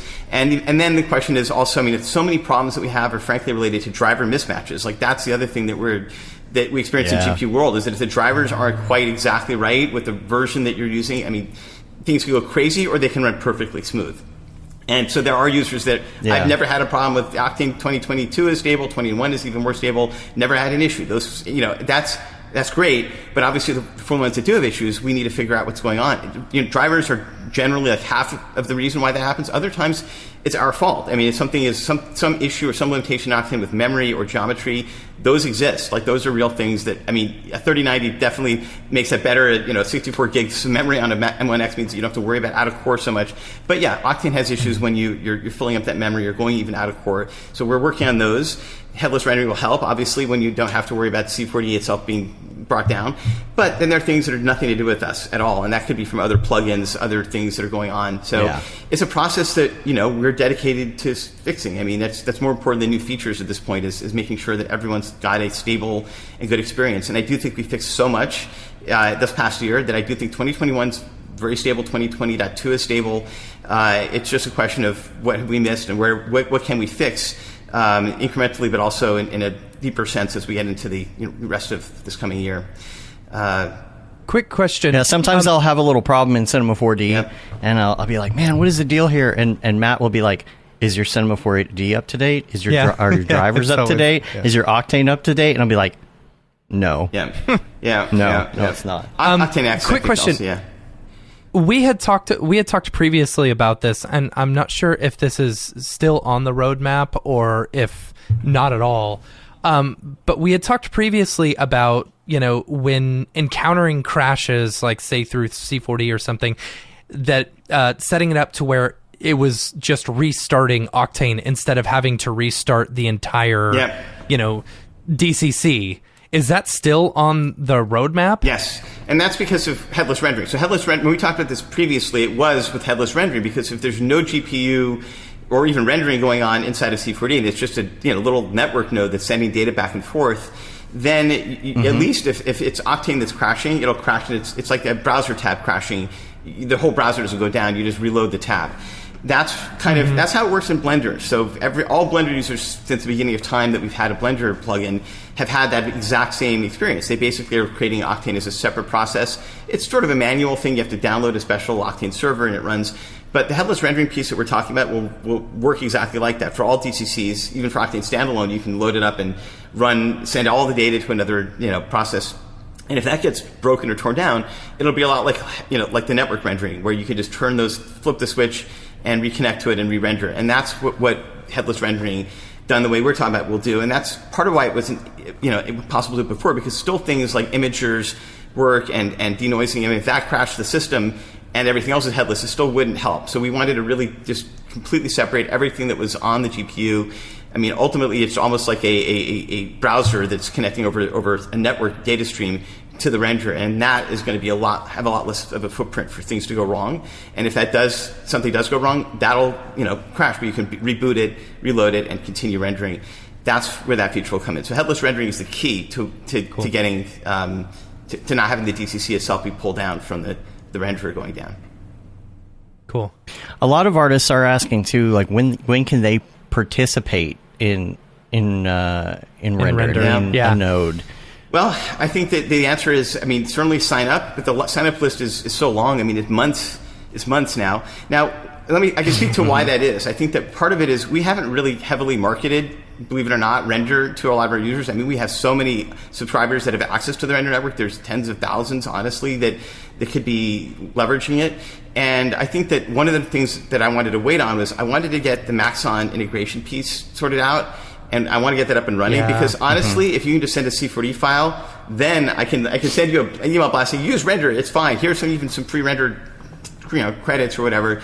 Because then it'll be easy. And then I think we can see a huge amount of demand going up. Right now, it's like word of mouth. Like you guys, remember we were at Camp Mograph, you're saying, well, I've got 10 3090s and man, I don't even need them to render locally anymore. I run Render on them and I can send my jobs to the Render network. I think once people figure out how that really works, they'll have a lot more sort of artists on it. But I think we also want to limit, we don't want that sort of spigot to sort of be unwound with the C40 part not being there. So I think once we have that, and you can send a C40 file or even Blender and other formats, that'll be nice. There'll be reasons why I think still exporting Orbex makes sense, but at least it's going to be there as an option. So that's where I think those signups, that waiting list will go down significantly. And the second we add real-time rendering, I think we'll eat through that wait list pretty quickly. So in the meantime, just signing up, render.x.io is the new site for Render. And you don't have to have any sort of subscription or anything to sign up for hosting a render network node. It's open to anyone, but there is a wait list, and you have to be whitelisted. But, we expect to go through that wait list pretty quickly as we get into these Once you steps. get that render IPR working, I know. you're going to need a lot more man. nodes. I know. You're gonna need a lot more nodes. And believe it or not, Yeah. the wait list, though, is significant. I mean, it's like there's probably enough nodes for every single artist, including multiple GPUs, which is crazy. If we ate through that entire current wait list, and that's only growing. So I think that, I think the live IPR stuff is going to be absolutely awesome. And then I think when we get into, just using the render network for real-time instances and streaming, you're going to be in a whole other world of utility. Yeah. Are there plans to use render nodes? This is one of our questions. To do other things like neural engine tasks or physics computations? Well, yeah, absolutely. So here's the thing with Embergen, right? Embergen's a GPU simulator in the sense that, it has its own node system, but the reason why we adopted it was that it's a little bit like Octane itself. It's like we want to sort of dog food a physics system that uses GPU power, right? And Embergen does that for smoke and fire and soon fluids. So I do see the simulation piece, and Houdini obviously is another important partner of ours as well. You want to have that available as well on network. So whether or not we have other benchmarks that translate Octane Bench into some simulation task where we just standardize on some sort of utility or usage of the GPU, simulation work is for sure coming to the render network. The other thing that I think is absolutely already going to be something we're going to use is AI. Now, we have AI denoising, for example, in Octane, but how do we train that? We actually have Amazon GPU nodes that we use for the training data set. We just run those. We'd like to move those over to render. And then there's, if you guys saw the Solana talk, the very last frame I showed, right? I showed all the stuff we're doing with the Roddenberry archive.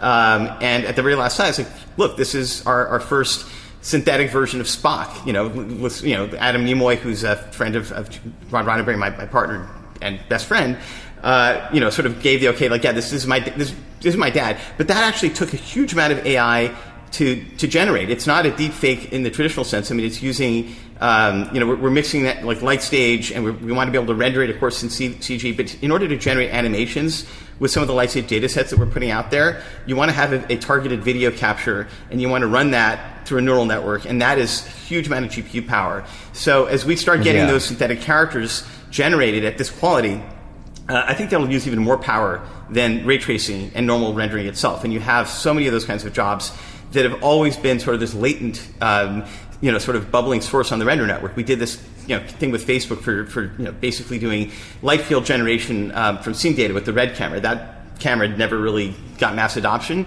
but the concept of having the render network available for scanning, data and generating something in 3D for you is huge. That's going to be an enormous amount of work that's done on network. And looking at how long and how expensive it was to generate just one image of Spock that looked good for the Roddenberry archive, that's going to be for sure what we use the render network for, because it's going to, I think that's where we want to go with this kind of stuff. And I think as people start adopting synthetic characters and avatars and want that kind of quality, even if you want to render it in real time, you still need to generate that animation at that fidelity. Otherwise, it's not going to quite look right. There's a reason why it takes so long to get it to be that quality.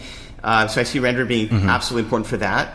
And then for just general purpose AI jobs, we're adopting a language called Rust, which is a safe, high-performance language. We're going to be basically backing an open source project that allows you to just use Rust to generate both GPU jobs, CPU jobs that can sort of set up the GPU work, and also target Rust for the Solana blockchain, which is another conversation we can have around the Solana integration.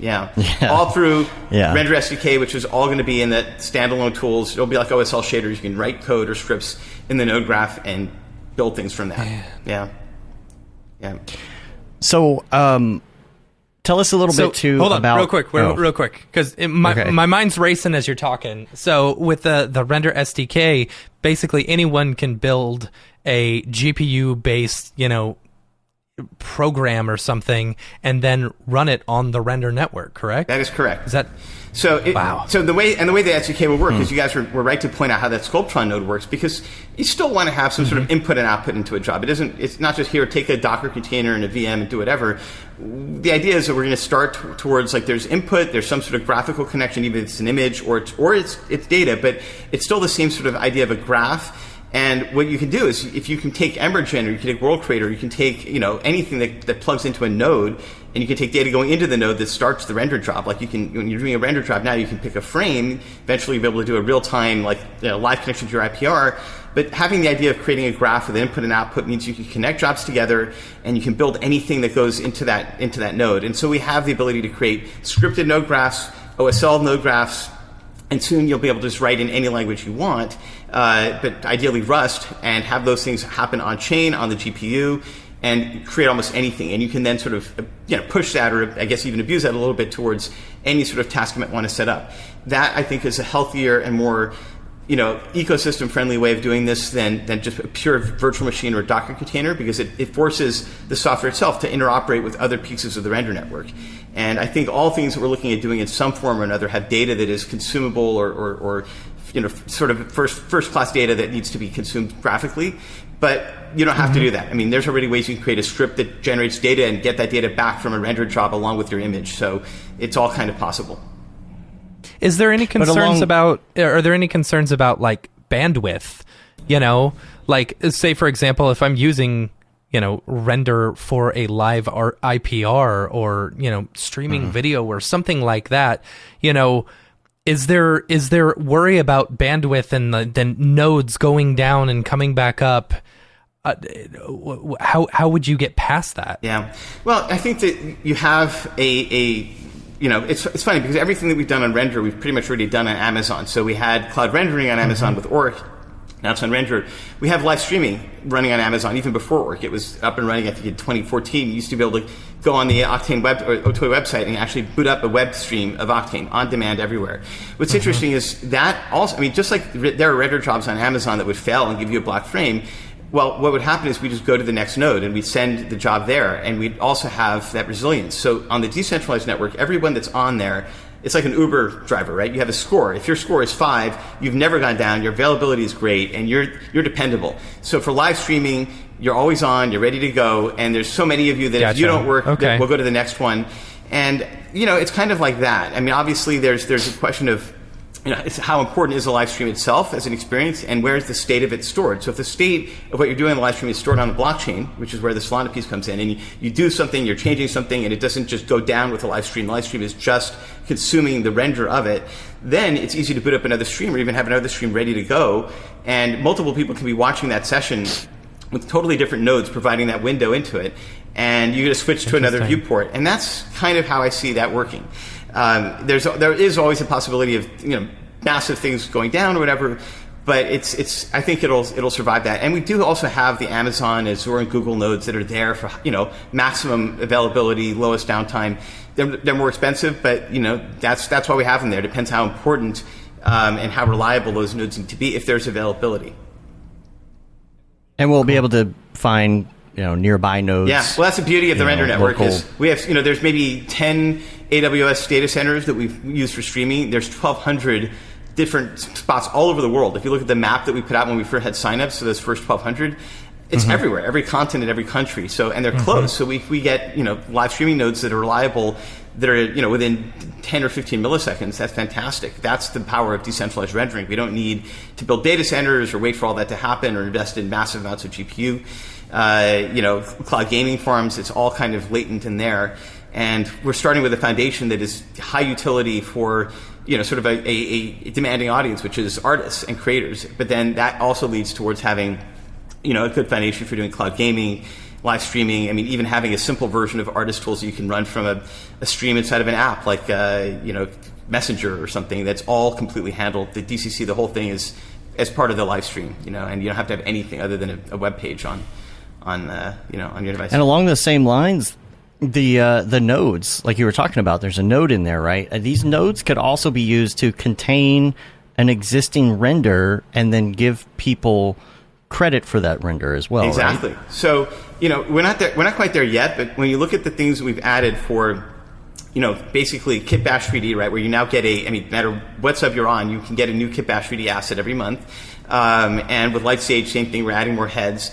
The idea is that, and we'll probably experiment with this first with Lightstage heads, is that if you want to use a head and you don't want to pay for it, The first head was Clay, so it's Clay's asset. He can decide what he wants to do with it. But, one of the things we're doing with Lightstage is we're scanning in celebrities. We're scanning in their likenesses.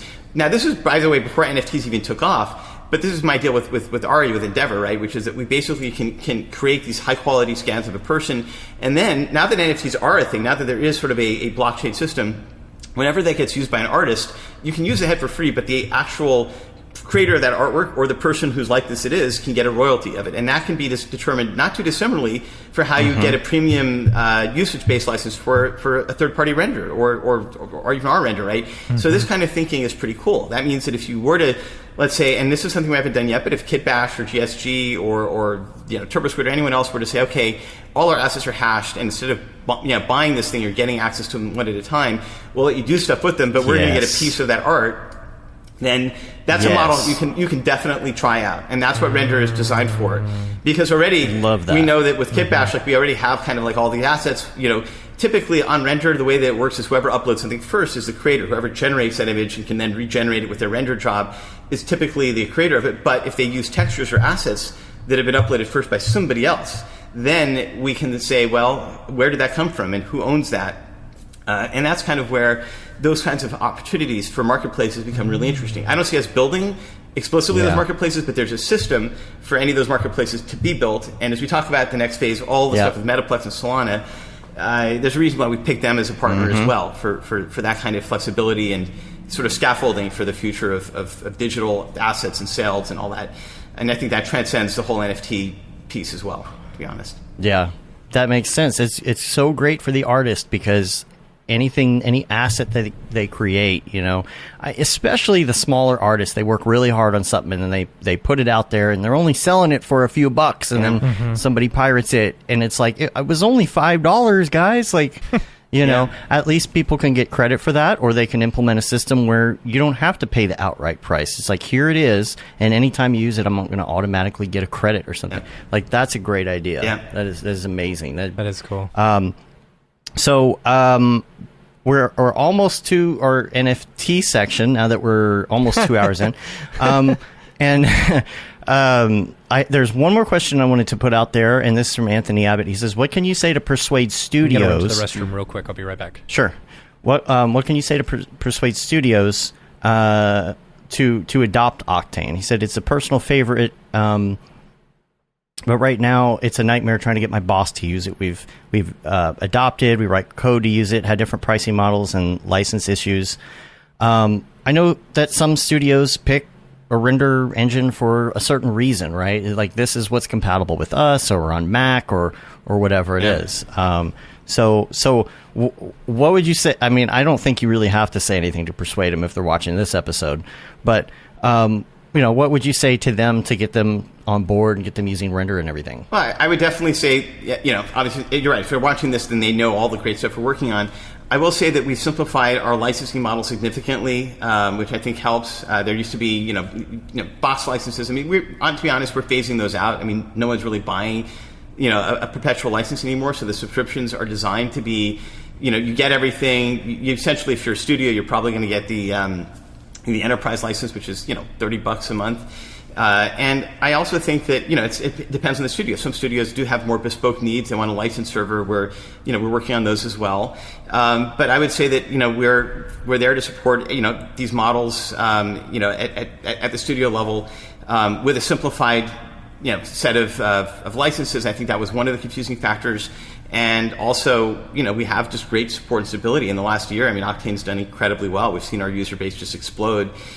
So it's not just individual artists, it's also been in studios as well. So it's something that, we're always engaged in. And to be honest, if there are specific things like that list, I'd like Anthony to sort of send me a specific, 1, 2, 3 or whatever, so we can go through it with the team.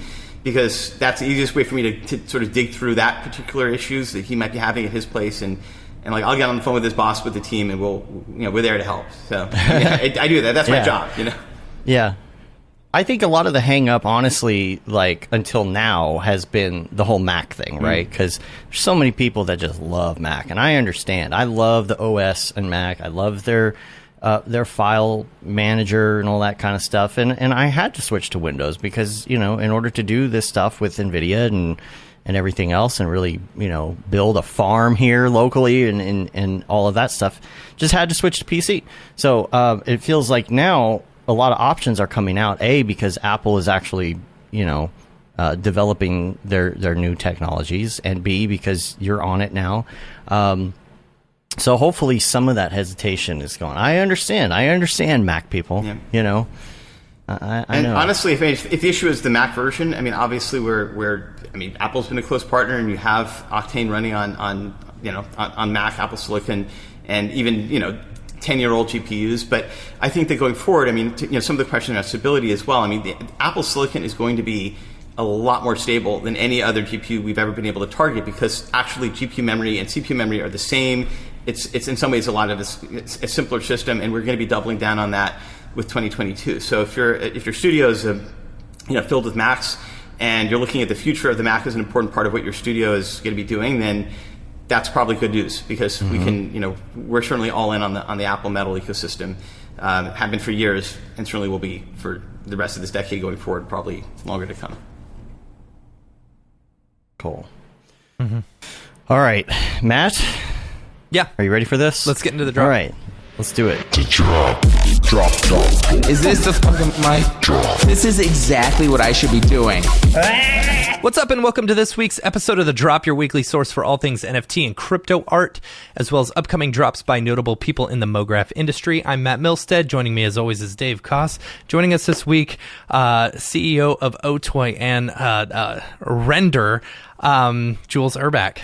So, super excited to talk crypto art, NFTs, Solana, all of the above.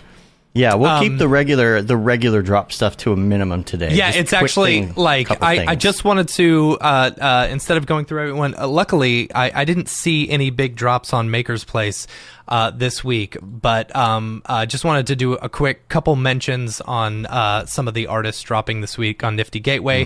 First one is Philip Hodis. He's doing a drop today on Nifty Gateway, and he's been posting some of his stuff lately. Really, really cool stuff. Philip does just amazing work. Super excited about his drop. And then next up on the first, we've got Gavin Shapiro is doing another drop, which is fantastic. This one is like a collector's only, like, drawing for a zoetrope, like an actual physical zoetrope, which is really cool. Like, he teased one of these a while ago, and I believe it wasn't an actual physical thing, but I think these are, and it's super, super cool. So that drop happens December 1st. Has he moved on to penguins now? He's moved to penguins from... Yeah, no more. Okay. Yeah. All right. So, that's it as far as the big drops. We've got a couple community drops going on. The first one is from Gustav. Gustav says, I have a brand new piece dropping on Known Origin on Tuesday, December 7th. Distance/Dissociate is a new cinematic album cover from my latest album of the same name. Ooh, that's really pretty. That's super cool. So that piece is up there. And then we had one from Garrett. Garrett said, hey, Matt and Dave, I just dropped 2 new 4K pieces on Foundation. If you dig it, I would love to and appreciate your thoughts. Had a blast doing these, homage to one of my favorite cartoon worlds. When the collection is done, there will be 6 swords made. Decided to drop the first 2 now. Released a teaser trailer also on Twitter. So, was it Adventure I think Time? it's Adventure Time, yeah. Well, that's interesting. Yeah, that's fun. Huh. So there you go. And then if anyone's interested, I also still have my piece available on Foundation. Oh, that's right. Yep. That's right. So what is your asking? It's like price 0.65 ETH, I think. So, ETH has been fluctuating lately. Been going in between 4,000 and 4,700. So, whatever. Yeah. Cool. Well, before we get into everything, I think, oh boy. Dorpy's here. Hey, Matt. Hey, Jules. Happy holidays. Wow. I was really hoping we'd skip Dorpy this week. Nope. I'm assuming we're talking about render engines and not the type of rendering that they did to my friend Harold the horse. May he rest in peace. Oh, God. I just needed to stop by real quick and tell you a little trick that I learned this week. I had no idea that you could swap crypto for tokens right in your MetaMask. Yep. Just log in and hit swap. It's that easy. I know most of you know that, but I didn't. And I know some other tricks too. Want to see me shake? Just open up my Coinbase. Yeah. I found out this info from a purebred friend of mine. He's not an actual purebred, though. We just call him that because he eats too many carbs. Oh my gosh. Okay, bye. Oh, thank God it's over. All right. Shout out to Richard Day for helping me with some dorpy jokes as well. So, yes, in all seriousness, though, let's get to the good stuff. Yes. Here's the thing, and I wanted to talk about this. We're going to talk about the metaverse. We're going to talk about render, and now as a token, of course. Yes. And it's just the future and NFTs and all this fun stuff. And here's what I like about render token is there's this economy around it. If you're watching the earlier part of the podcast here, then you know about everything that's kind of going on, and you can spend render you can render something and get tokens back in exchange. It's kind of this like awesome ecosystem. It's like a self-sustaining ecosystem. And when you're talking about, you're hearing about the metaverse, you're hearing about what it's going to do and how it's going to make certain industries like independent and give people stakes and everything. It's just such a great ecosystem because it's just like this cyclical thing. Especially when it's not just Octane either, right? We're talking about like this is other render engines. This is not any, but a lot of the engines and apps that artists are using. So it's something that has this economy behind it. So we talked about render network and putting your sending stuff to render. Let's talk a little bit about the token itself, because I think that there are a lot of people that are interested in what this is, especially if they're coming from maybe an area where they know nothing about crypto at all. Right. Well, yeah, that's a whole huge topic of conversation. So, starting from what the utility of the render network is, right, which is to provide all this GPU power to artists and provide this kind of massive compute power. That's very easy, I think, for an artist to understand. I think, certainly now that we've been doing this for years, I mean, Render did launch officially, out of beta last year, but before that it was in testing. Crypto is something that I think it's still unfamiliar to a lot of artists, right? I mean, they look at they understand Bitcoin and Ethereum as a unit of currency, but what's the rest of this crypto stuff? How do smart contracts work? Now, granted, we do now live in a year where NFTs have just completely transformed the possibilities for how artists can make money. And we've been at the center of that with everyone from, we have probably thousands of Octane artists that are doing incredibly well, selling their artwork created in Octane, on different NFT marketplaces. But Render is a little bit different. The Render token itself was designed to be a utility token, meaning that it's not necessarily a token you buy for speculation or cash. It represents a unit of compute power, or more precisely, however big the network is in terms of its total, if it's Skynet or it's the world computer. There's only a certain number of these tokens. There's 500 million, 500 million or so. So however big the network is, the token represents a fractionalized part of that. And that's how the system works from a crypto perspective. So what we've done is that the tokens, when you get a token or earn a token, it is generally it represents a minimum amount of work, so which we tied to the dollar cost of what it would take to render this in Octane Bench, which is the compute power needed to render in Octane, and it's also used by other renders as well that we've added to the render network. It costs $1 to render in Amazon. The render network should be able to render it for $1 as well. And the token was essentially saying, rather than spending dollars, spend tokens, right? What's been interesting is that we were able, with the capacity on the network, to take models that were in theory available on Amazon, like, if they're spot instant pricing, it's 10 cents instead of $1. And we're able to offer, like, here's tier 3, it's 1/8 the cost, it's 11 cents on the dollar. But unlike Amazon, we have those GPUs available, so you could render those jobs. And the payout in tokens, no matter what the price fluctuation was actually, I think, enough for people to still make money and make more money than mining cryptocurrencies like Ethereum. So there's a lot of interest, people just wanting to make money and add their GPU power to something that's crypto-centric, like the render network, to earn. And that's important because what we're trying to do is we're not trying to displace the Amazons and the Microsofts and the Googles. They exist for a reason. They'll always be there. But there is a hard limit on how fast they're growing versus how many users need GPU power. And we learned that firsthand when we were developing ORIC, which is a precursor to Render. It was running on AWS and the public cloud providers. And one customer in one night would take all of Amazon GPUs, thousands for a 10K C40 render, for example. And there's no way to build a business around that. And there's certainly there's like a lot of these whale jobs, but the idea with Render is that if you're looking to participate in earning money with your latent GPU power, you could do that. And that it's something that there's so many millions of GPUs that are out there initially set up to mine Ethereum. And with that kind of going away, with Ethereum 2 going to proof of stake, and just with a lot of GPU power out there anyway for people having their GPUs, not always using them, even if they're artists, right, to render, it's a really good system.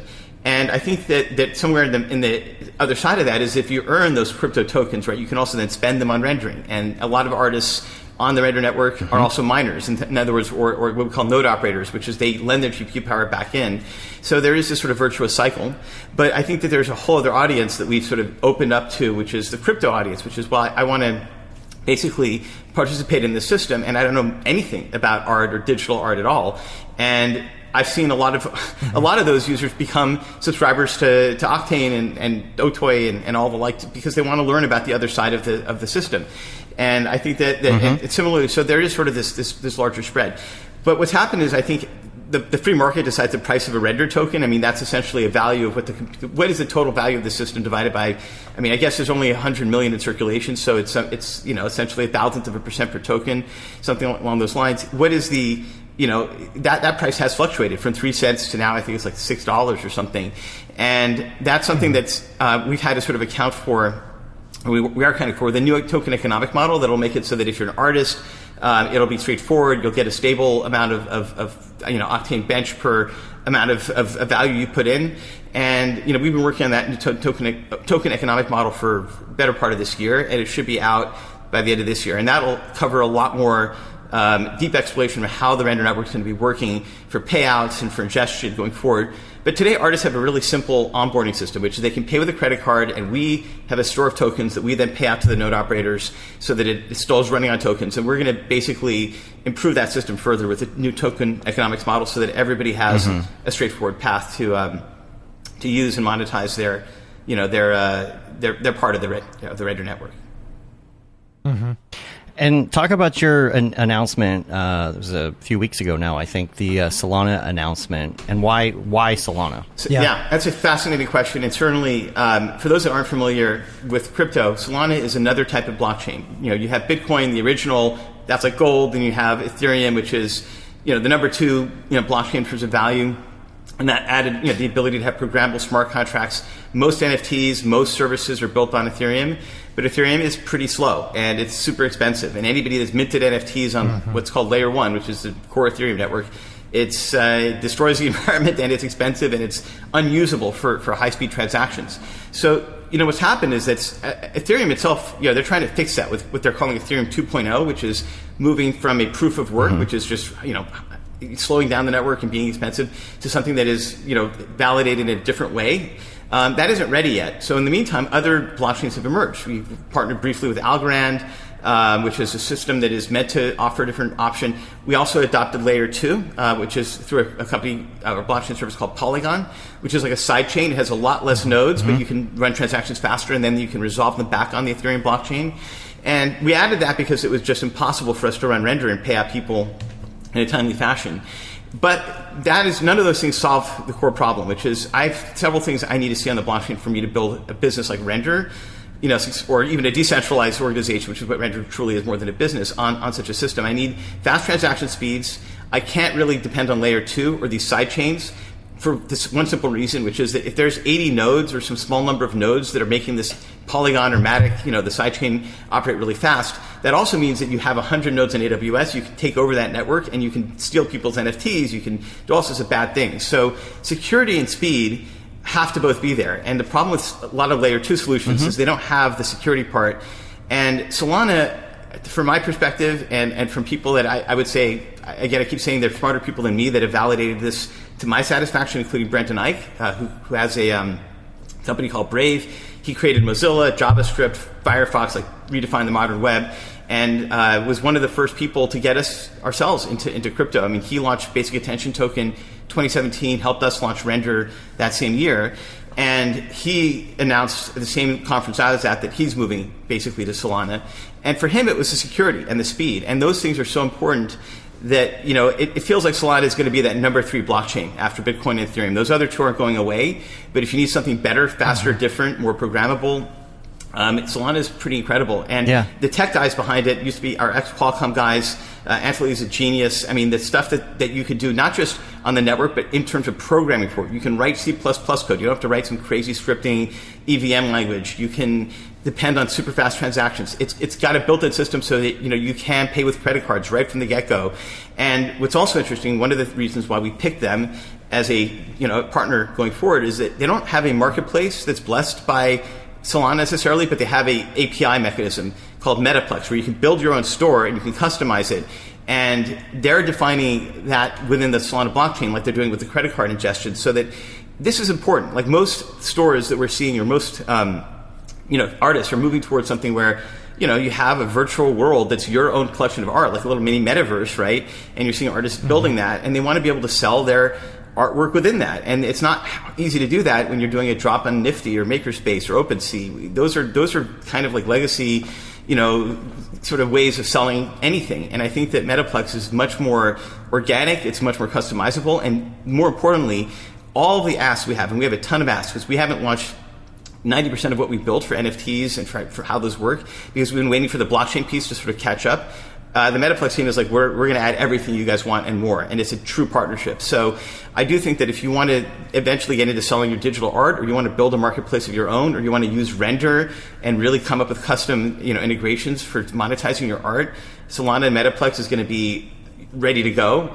And we'll support other things. It will work, of course, on cross-chains. We're not dropping Ethereum or other chains, but, you know, there's no comparison, I think, to the performance and versatility that Solana is bringing us. So that and the security is pretty important. And the Render SDK itself, again, targeting Solana directly. So you'll be able to create pieces in the SDK that are securely run on chain. So if you want to have like a virtual world where the state of that world is determined by something on chain, that can be encoded into the Render SDK into that node. Super powerful. So if you want to make an NFT and you want to make it so it changes based on, I don't know, the weather or the time of day or the score of a football game.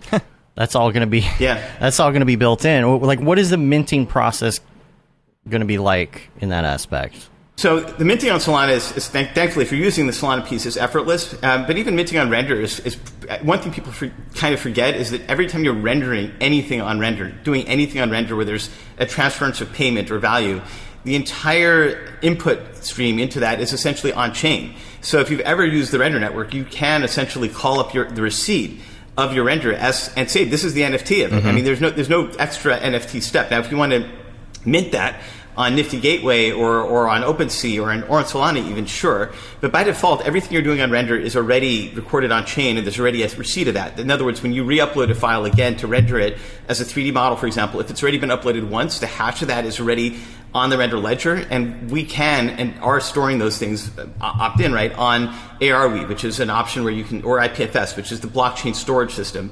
And those things allow you to basically already pre-mint everything. It's called lazy minting, where it's like you've already created the NFT and it's already all there. It's a question of when do you want to sell it and how do you want to sell it? And if you've already made an NFT, can you actually then reverse that and say, oh, my Beeple NFT, or Beeple, right, who's sort of our space monkey for some of these ideas, you know, his NFTs were long out of the gate sold, when we now have something called the Beeple archive, which is basically anything we can then add on Render. Now we have C4D file support. The other thing we're adding is Photoshop layers also on Render, so you can do the Photoshop filters live in there and add oracles. Those things can all be rebuilt on Render, and the proof of Render becomes more valuable than the proof of NFT ownership, which could, of course, be anybody uploading an image saying, I'm this artist or whatever.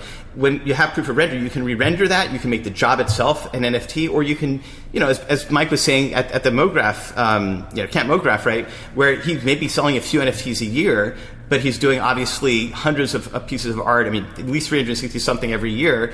everydays, right? I mean, those things should be on chain, and they represent his body of work. That's where we want to sort of build this sort of healthy layer. Right. That's sort of this metaverse layer too, where before you sell something, if you just want to build your brand or build your identity on chain, like it's cheap enough now, and it's even going to be more trivial with Solana, where you can do all that, and then you can think about how you want to monetize and when you want to monetize these pieces. But that layer, this archiving layer, where your entire work ever done on Render, all those pieces can sort of be put into this archive system. I think it's fundamental to creating sort of, a record of you as an artist or creator, and two, coming up with, ways that are beyond just NFTs, right, where you're selling an image to things that are truly, totally different ways of selling yourself as an artist that combine the best of what I think NFTs can offer with the best of what, Patreon and other things have, support, and even collaborative pieces become a lot easier. So those are all, those are deep areas of discussion we can dive in further into, but that's kind of where we see digital art, crypto art, and the systems that we're building to support it heading. Question on the Solana front. So, I'll be back. Correct me if I'm wrong, because I very well could be. Render was originally built off of the Ethereum network, correct? Correct. Yeah, and then did you switch that over at a certain point? So we switched it once already to Matic, so or Polygon. Yes. And I'll be honest, that has not gone as well as we'd like, because the truth is there's two wallets now, there's two base, and it's like, holy crap, that is confusing. Even if Matic is faster, it hasn't been great, honestly. And what we're going to do with Solana is, unfortunately, but it's a step, but we're going to add Solana. So you're going to have, we'll probably at that point maybe retire the Matic option, and we'll just keep, the ETH if you have it. So we'll have these three options. It's not like we already don't have two blockchains. The Solana team's already taken everything that we've ever done on ETH and already given us a Solana version for Render. So we have zero code to write. It's already done. I just want to make that switch over painless for artists. And when we do it, or when we add it, there's going to be a point where you'll have both the Ethereum pieces of Render running, but it's not going to make that much of a difference. Artists generally and node operators don't truly care, as long as their wallet can be hooked up and they can make money from running the nodes. Ultimately, that's all you really need to be a node operator. And whether those are paid out on a wallet that supports Solana or Ethereum is not a huge deal, I think, for the node operators. Artists, typically, I have to say, they still want to pay us in dollars and with credit cards. So actually going to Solana and adding that means that we can actually on chain take credit card payments instead of having to store tokens and get your all that stuff becomes a little bit simpler. And I think that next year we're going to add Solana, and then we're going to keep there's something called the wormhole, which means that everything you've ever done on ETH can be exposed or connected to the Solana blockchain. But for newer things, like if you want to build a dynamic NFT or you want to build awesome things for the metaverse, that is going to be on Solana. And yes, you'll have things that are stored, even our minting that we've done so far on ETH, they'll all be there. But I view NFTs themselves as so trivial. They're just pointers. Even on OpenSea, you're just pointing back to something. Typically, that's not even on chain. It's like half the stuff is on a the nifty gateway server or something, right? It's like it's not even on the decentralized web. So all that needs to be redone. And the render system itself is sort of cross-chain. It has its own ledger, its own verification process that is verified in a smart contract on Ethereum, on Matic, and soon on Solana. But that's the least interesting part of it. I think the more interesting pieces are when you create art and you create modules and services and systems impossible to do in both in code and in speed and in transaction volume on any other chain. And those, basically are added to the system, and all the benefits of Solana come with that next year. Then I think that organically you're just going to move everything over probably to Solana, and we'll keep the wormhole for any legacy data or assets or services that are running. But we've had a lot of experience. We still support older GPU drivers and things like that with older versions of Octane, as we have to sort of pare those back and add new ones. And that's sort of a gradient or a great gray area of transition.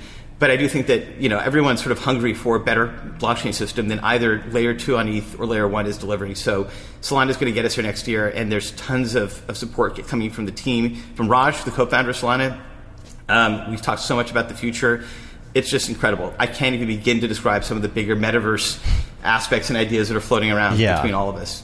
I'm assuming that will also speed up payments for node operators as well, correct? It's instantaneous. Yeah. That's what Matic was supposed to do. Okay. It's been complicated by the fact that the transition and even dependency somewhat on layer 1 ETH has just been it's messier. And I think the new token economics model also will take into account the fact that Solana will be part of that going forward. I mean, that was something that also, there wasn't much of a point of putting out that model until the Solana piece was announced as this is a function of how the economy of render will work. We'll have this as a tool. We'll have this as a blockchain, right? And then payments in and out will just be so much faster, and the services that we can offer so much deeper. And ultimately, I think the important piece is for both node operators and artists, and even those in between that want to participate in the render ecosystem as neither, because there are people that just may want to have IP or art that they want to put into the render network and, hire artists to build things around that. I mean, I see that as being one of the bigger metaverse components of render. I mean, all those things just need to be built on a solid foundation, and Solana is going to get us there pretty quickly. I will say that, I enjoy buying collections and NFTs and stuff like that. And the other day, the Bone World NFTs, they were built on Solana, and buying them was easy, very easy. I mean, I went onto Coinbase, bought some Solana, transferred it over to a wallet, and was able to buy it. And it was so fast. Like, having done some of the other ones, like I know the Visitors was one collection, and also just recently the Deadmau5 Deadheads. Yeah. Mm-hmm. Those, because you're working with Matic and you're working on Polygon, it's become it's difficult to get that stuff, and it's expensive because you're having to transfer to multiple different ways. Yeah. But so when I heard the Solana news, I was really excited about that, especially being a node operator and seeing how that could benefit us. Yeah. And I have so much to say just about the Solana ecosystem, because it's not just us, saying, hey, Solana is great for render. It's also like, look at the things happening in the Solana ecosystem. And I'll start with Brave. Brendan Eich is the reason why, and he's the ultimate, sort of validator for me that the network's the future for all of us. But even having Brave, having a browser that has like 45 million users, the browser is deeply integrated with Solana. So I'm thinking that, frankly, all these issues of what you do in the browser, there's so many interesting things we can do with Basic Attention Token and Brave. We've had that partnership for years. It just has been kind of waiting for the blockchain pieces to catch up. Decentraland's another partner. I mean, a metaverse shouldn't be Facebook saying this is the metaverse or any one company. It should be a little bit of these like organizations coming together, offering these elements that are, that are modular. And I feel like this is where some of those pieces really genuinely can come together, and I feel really good about that. Now, I know that Dorpy taught us how to swap in our MetaMask, but I know a lot of people have asked a question, too, about, will you be able to just get render on Coinbase or some of those other platforms? Yep. Is there any plans on that? Those exchanges just list us whenever. So Binance just listed us, I think a couple of days ago. Yeah. And I'm sure it'll be everywhere. It's just, especially I think since the Solana conference put a lot of attention on render in the crypto space, now everyone's like, we're just a lot more of a visible project, and I expect that just like with Binance, you're just going to see all the major exchanges at some point, have render on there. So yeah, I think it's just a matter of timing. I haven't been in any rush. I feel like it's important for us to map out what render is, where it's going. Even the Solana piece, like fundamentally, it's a good thing nobody was paying attention too much to it, because so much of what I'm seeing and hoping for and imagining for the metaverse and the future and the part that we play in it, it needs something like that to happen. And so I feel like, well, now that people are looking at it and the Solana part is a big part of that messaging, that's terrific. But yeah, a lot of things come with that as well. Obviously, being listed on exchanges like Binance without us, I don't think we even asked. I think they just did it. I didn't know. I found out like 8 hours after everyone else when I woke up. So it's kind of like, there's just tons more people in the Telegram groups talking about render. I'm active there as well, obviously, when I can. It's great. It's great to have more visibility. A lot more crypto folks are looking at render as they should, because I think, if you think storage is important for the blockchain or the metaverse, I mean, compute is fundamental. Like, you can't get around that. I mean, not everything's going to be done on device. Otherwise, we wouldn't need the cloud. Amazon wouldn't have a $32 billion AWS business and all that. I mean, there's a lot there that can be solved. And decentralization is a huge improvement over the system we have for centralized compute today. So it's super exciting. Is there any talk? Is there any talk with the folks over at Solana about them leveraging the render network? Oh yeah, I mean, the partnership is bidirectional. So whatever we can use Solana for, they're also. I mean, for Metaplex, for example, like render is like a first. It's like a built-in kind of system. I mean, we're both all in, and that's the idea of a blockchain system or platform, is that And it's kind of what I'm trying to do even within our own tools, right, where you have a module for Embergen or World Creator or Sculptron in the node graph. The node graph itself becomes open source. The idea is that if you're using Metaplex, you can use Render. And Render has an API that allows you to programmatically do anything you want with it. It doesn't have to go through our tools. We have partners like Swatchbook that have an API that can generate renders for them. They sort of have a, their own wallet to pay for those. So I see this, Render itself being fundamentally, if you're building something on Solana, Render's there, along with many other services that interconnect. And that's fundamentally important. Also, Metaplex is there to help define the best way that NFTs could work and thrive on Solana, right? So we're there in those early days helping to define that for things that are done on Render, which is a huge number of things that I think NFTs could be done in, both dynamic, real-time, all those things. That's critical too. So we see this contribution as being bidirectional. And I would say that with Raj, who's essentially he's the co-founder, he's the CEO of the Solana Labs ecosystem. I mean, he sees the world of the metaverse the same way that I do, and that's open source, modular, and we all are helping each other. Not a zero-sum game. It lifts up all these ships. No one's, by the way, trying to kill ETH either. It's just this is what we have today. These are the tools, and time to market in some sense is important. Like we waited 4 years to have some of these pieces ready. I'm not waiting another year, so I'm using Solana. Yeah. So let's talk about some metaverse stuff. Like I would love to talk even about like where you feel the metaverse is going. Love to hear your thoughts on futuristic Facebook's about this and metaverse announcement and just everything. Where is the world going with the metaverse? I mean, I've been. This is hours of my time I could talk about the metaverse, honestly, because it does. Let me start by looking at a very high level. I will say that I agree with the general consensus that this replaces mobile, it replaces the internet, it replaces the web, it replaces in some ways social. So anything that's sort of transacted through the internet digitally is ripe for disruption for a number of reasons. And the metaverse as a label or a name is fine.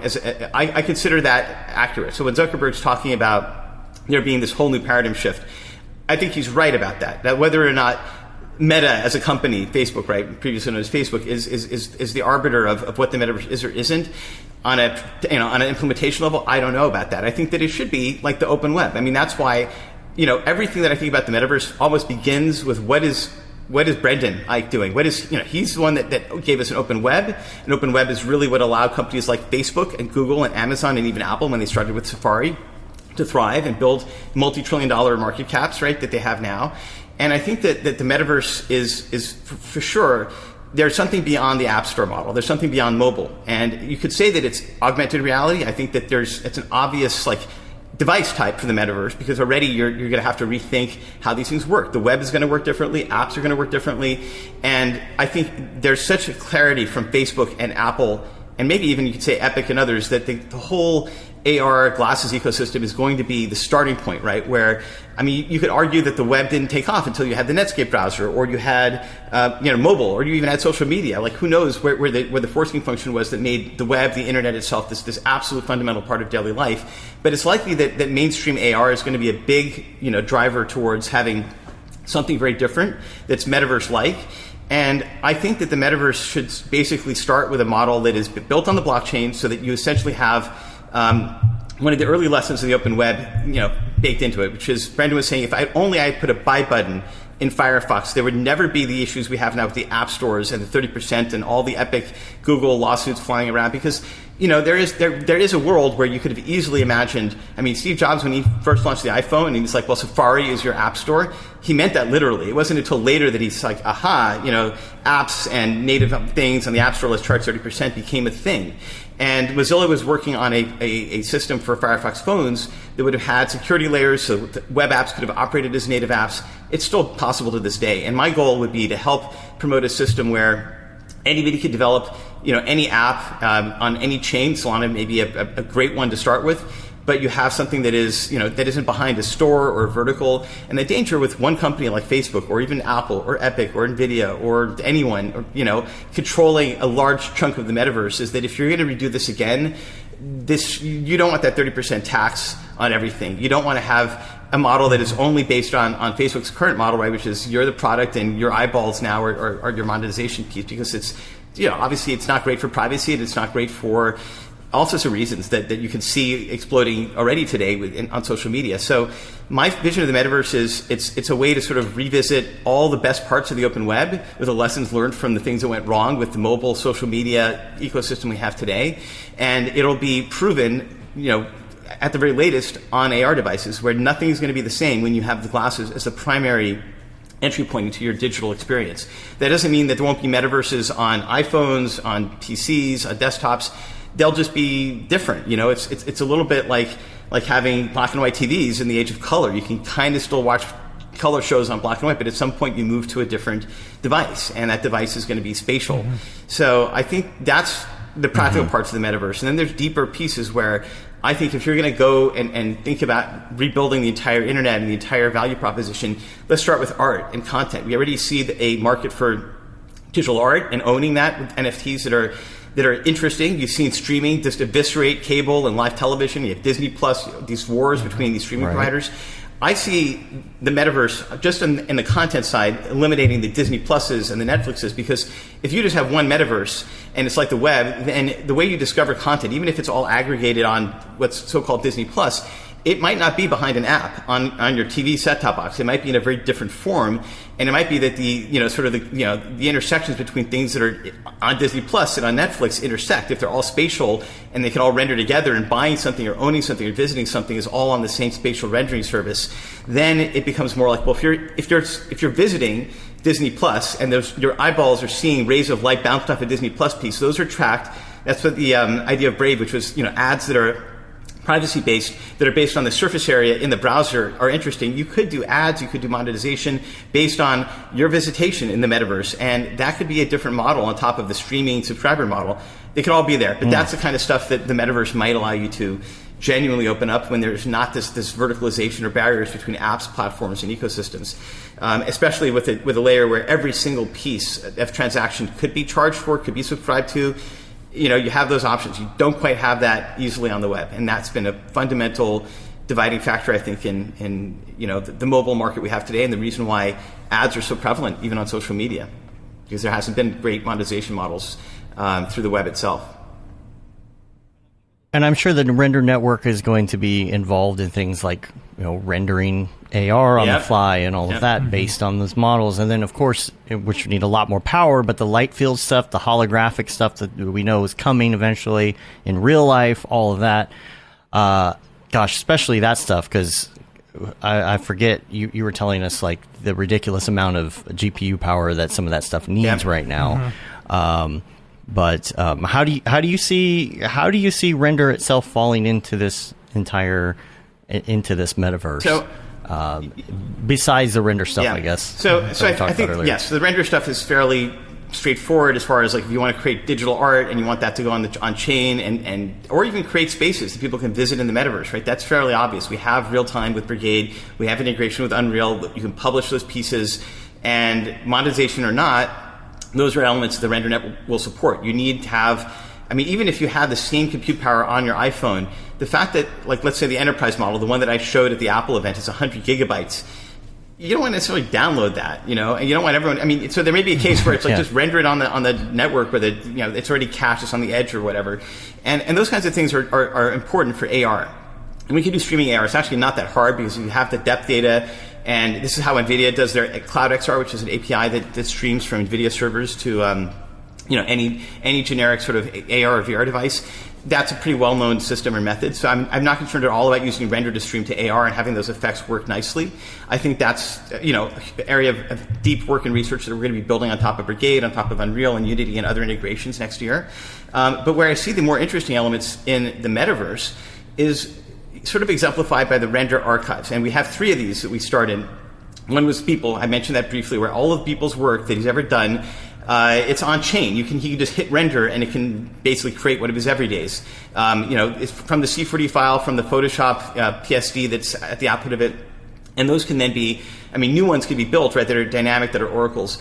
But I think the other 2 render archives are really intriguing. One of them is Alex Ross's archive. He's a comic book painter and artist. He's the one that paints me as Marvel and DC superheroes, right? Yeah. But his art is 2D. But for 20 years, we've been building 3D versions of all of his paintings. It's like bringing to life. And he's done paintings that have redone, like, Avengers #1, Fantastic Four #1, Action Comics #1 with Superman. Like, they're Alex Ross paintings that are beautiful, lifelike, paintings, Norman Rockwell-like paintings of these comic book events. And here we are now rebuilding those in 3D. And those are not necessarily for NFTs. They're just to have those moments of the DC universe and Marvel universe brought to life for posterity. That's what he wants and we want for his work. And, that's one path. On the other side, with the Roddenberry archive, yes, all of the documents, there's millions of documents. If you see the video that we put out with Gene Roddenberry's estate, that's all there. But we're also taking the blueprints from the team that worked for 30 years on Star Trek, Darren Dotterman, the Yakutas, Doug Drexler, and we're rebuilding the Enterprise down to the nuts and bolts. The toilet's flush, you can push every button.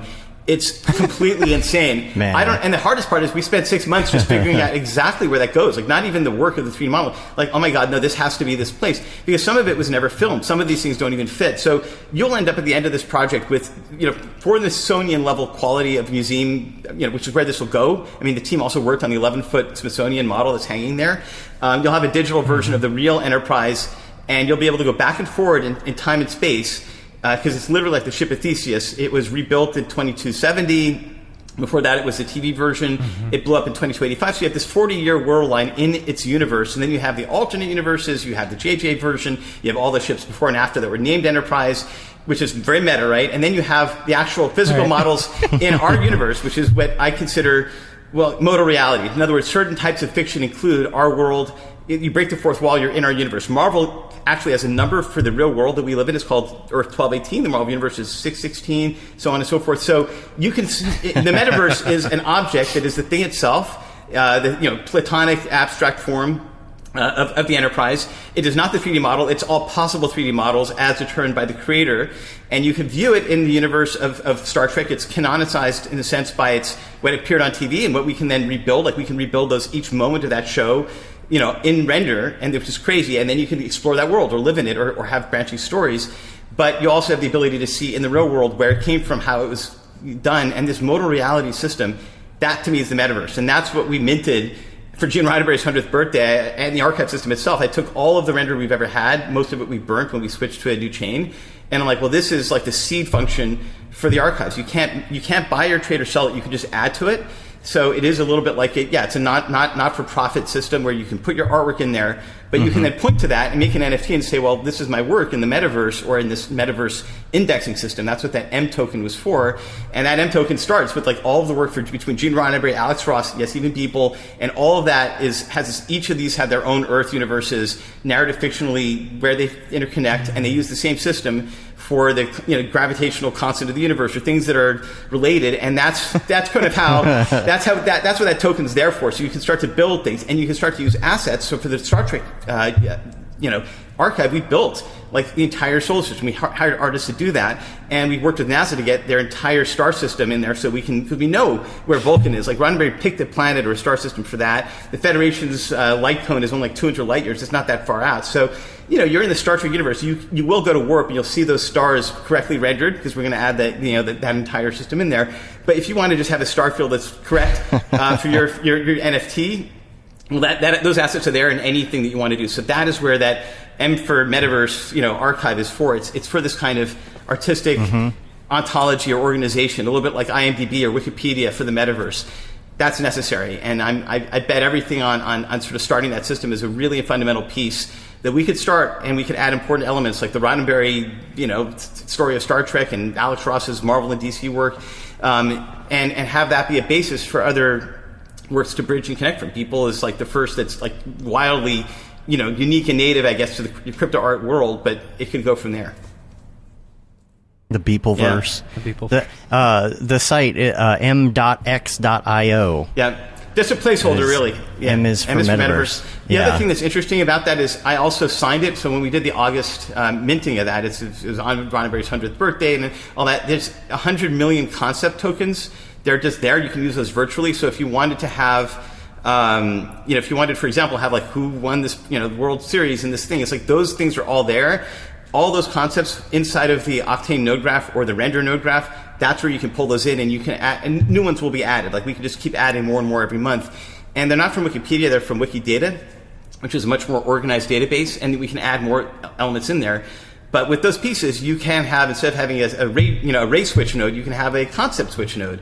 And concepts themselves can be used to determine how materials, textures, your node graph works. And that's all in there as well. So you have planets, you have realities, you have fictional things, all there.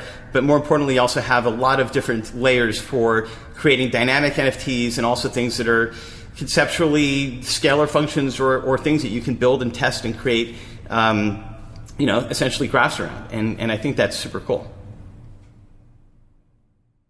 Man, y'all should hear some of the conversations that we have off the air about Star Trek, Star Wars, Marvel. Yeah, that's fun. There's a question that I wanted to hit up while we're talking about the Metaverse. You had the Render the Metaverse competition a while back. Now I feel like it has a whole new meaning. And the question is, do you have any plans to do that again? Oh, yeah.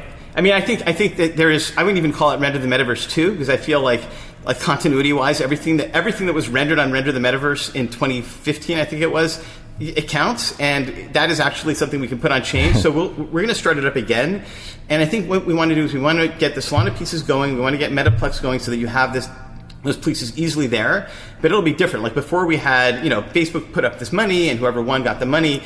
And I want to have something that's much more deeply tied to the Metaverse and to Render. And we will start Render the Metaverse again, probably sometime in the first half of next year.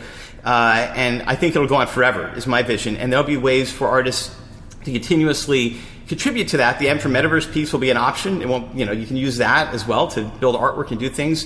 But I want to have something that really does benefit like the top 10,000 artists in our ecosystem, and offer something pretty interesting as a system and not just a temporary contest. So Render the Metaverse will absolutely be back next year. And it'll be truly Metaverse ready now that the Metaverse is much closer than it was back in 2014 and 2015 when we did the first Render the Metaverse with Alex and Carmack and me as the judges. What do you think about, this is an interesting question, about streaming in the future? Because on something decentralized, I imagine that that's not really streaming compatible in that way. Where do you see streaming falling in all of this? And how would that work? So just to be clear, you're talking about live streaming for 3D or live streaming of video? Well, I guess actually that could be anything in this case, right? It could be live streaming, it could be 3D stuff. So, I did a tweet where I showed, I think it was Darren Kim's, did an Unreal NFT, and we're streaming that in a browser page, right? And that's an example of a live stream of something that is created art. I think that streaming is fundamental to the Metaverse piece, because if you're experiencing something, like I'll give the enterprise as an example, we're going to have two modes where it's pre-computed as a light field, or it's live and you can render it, kind of in an offline way, which is the maximum fidelity, for viewing or for a holographic panel. But the stream piece is where I think it's fundamental to being able to visit these large data sets. And I think that one of the reasons why we're picking Solana is that if you're changing something in that live stream that the whole world has to then accept as consensus reality, we need a blockchain where I'm not trying to do all the physics and everything on chain, but I need the finalization of those physics, the placement. If you're going to go into Kirk's room and move the coffee mug, which there is a coffee mug in his room, right? 1 foot to the left, and you're the one that can do that, or you decide to do it, or you throw it at the wall. There needs to be something that does that, and the streaming piece is where those interactions can happen. And I think for artists as well, there's a whole other area where I see you have a lot of Twitch streams for people playing games, and you have a lot of live streams for people doing and creating art. And one of the things I'd like to do with Render is have it so that as you're creating artwork, especially if we have the ability to load in Blender and Unreal, and even if your Cinema 4D scene can be in there, it's like having live collaborative work sessions where people are building these things together and recording that.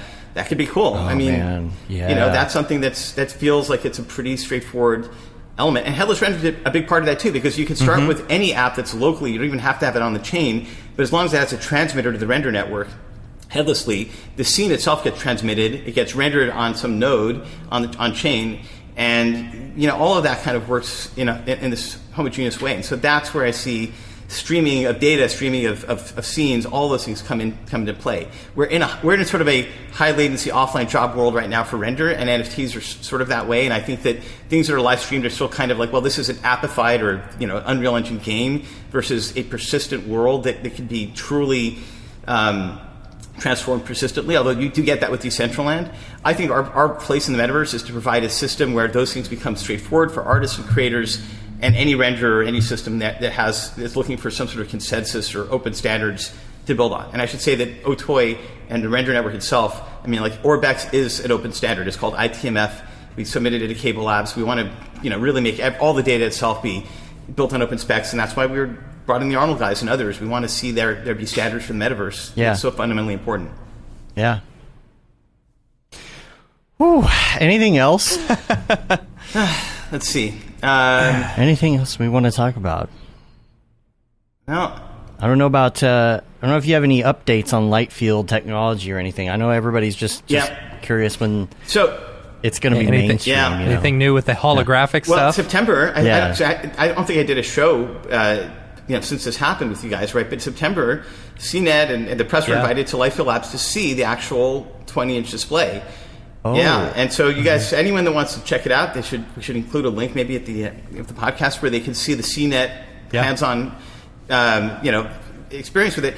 And is that the one with the gecko or something in it? The gecko. And we are, by the way, testing the Enterprise on there. So I can tell you that it takes 14 cents to render at 720p on the render network, but it's 1,000 times more work to render that same Enterprise for one frame to run on that light field display, because it's 1,000 times the number of rays. It's crazy. Yeah. So offline rendering, so real-time rendering keeps going into this sphere where probably what you can do now in Brigade blows past even what you could probably render in offline render 10 years ago, right? Even pre-Octane.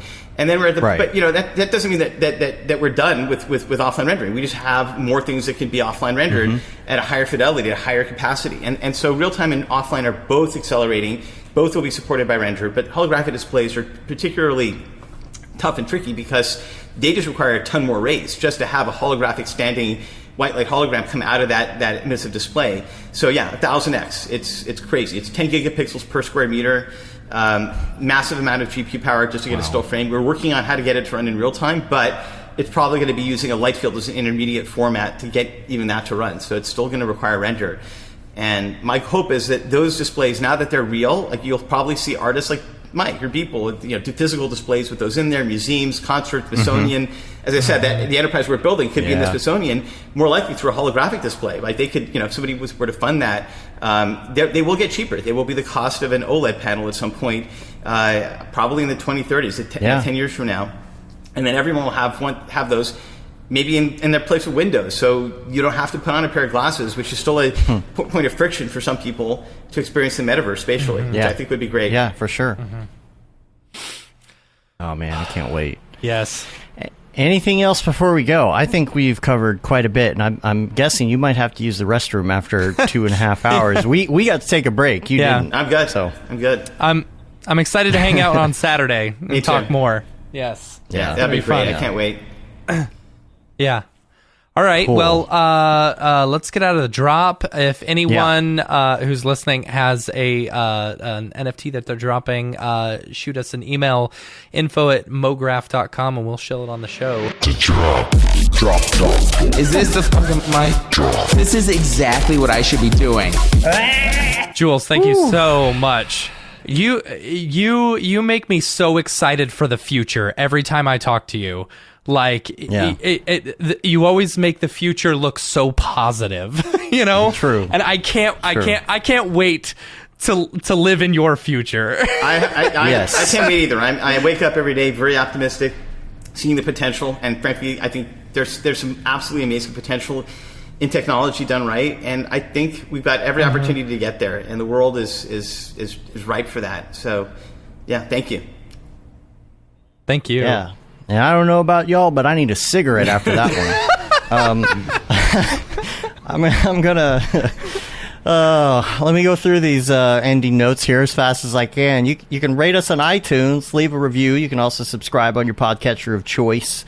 Check out our newsletter. Subscribe to that. You can say you've been there, done that, got the T-shirt with the Mograph logo tee, the Paul Babb, Feel the Babb 2020 shirt. All the profits from that go to Doctors Without Borders. You got the Render Things T-shirt, hoodie, and long sleeve tee. The That Render is Fire shirt, which you're only allowed to wear ironically, unless you're shams. Check out that photo on our Twitter. Yeah. And then the Mograph Blandishment shirt. And of course, we're on Facebook, Twitter, Instagram, YouTube, mograph.com, TikTok. Look at our TikToks there. And next week, Billy Chitkin's going to be on. We're going to be talking about some of his new stuff, and we're talking about being safe when doing crypto online and all that kind of stuff. A lot of crypto-heavy talk next week as well. So check us out. And that's all I got. Yeah. That's all I got. Yep. Whew. Amazing. Awesome. I need a nap. Thanks again. We really appreciate it. Yeah. If people want to find you on the internet, how can they get a hold of you? At Jules Urbach on Twitter, at OTOY on Twitter. Both of those are me. Cool. Cool. All right. Well, we're going to get out of here. Until next time, I'm Dave. And I'm Matt. Jules. Have a good one. Later, yo. Thanks, everyone. Bye.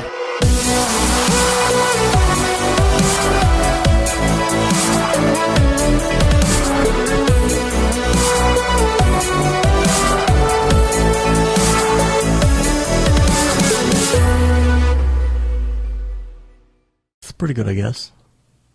Mograph.com, an online resource for motion graphic artists. Start your week with the Mograph podcast. Industry news, interviews with your favorite artists, and terrible humor. Watch live shows and interviews from Mograph events like NAB, SIGGRAPH, Half-Res, and local meetups. Our Mograph Talks feature live demos and motivation from artists all around the world. Sometimes you gotta make stuff that you're not gonna put on your reel, and I'm not here to judge. What if Rick and Morty show up for the countdown at midnight? That's where I peaked in life, in my career. We gotta stop this thing, Rick! It's gonna kill us all! Hear from the people that create your software, design your render engines, and artists that are changing the face of modern motion graphics. You get that render done. Yeah, you better frame what? Mograph tutorials and online classes will teach you about Cinema 4D, After Effects, as well as other popular software and render engines. Throw in the HDR Studio, take the render settings, pick the HDR, put in a reflection, and gorgeous. Branch into new software. Learn time-saving tips, techniques, workflows, and lessons that'll keep you up to date in the world of motion design. Oh, brother, those are some of my favorite elves. I love projects that scare me. When our art director comes to us and asks for something that I had never done before, man, it gets me pumped. Join the conversation in our live sessions. Check out our plugins, or join the hundreds of daily active users in our Slack channel for technical help, advice, contests, or just to joke around. Real nice banana. Ah, that's so funny! All right, I'm gonna live forever! Subscribe today and get the latest updates on our YouTube and other social media channels. Take all your dreams and just do it! We don't care how you get here, folks. Just get here. Subscribe to Mograph.com.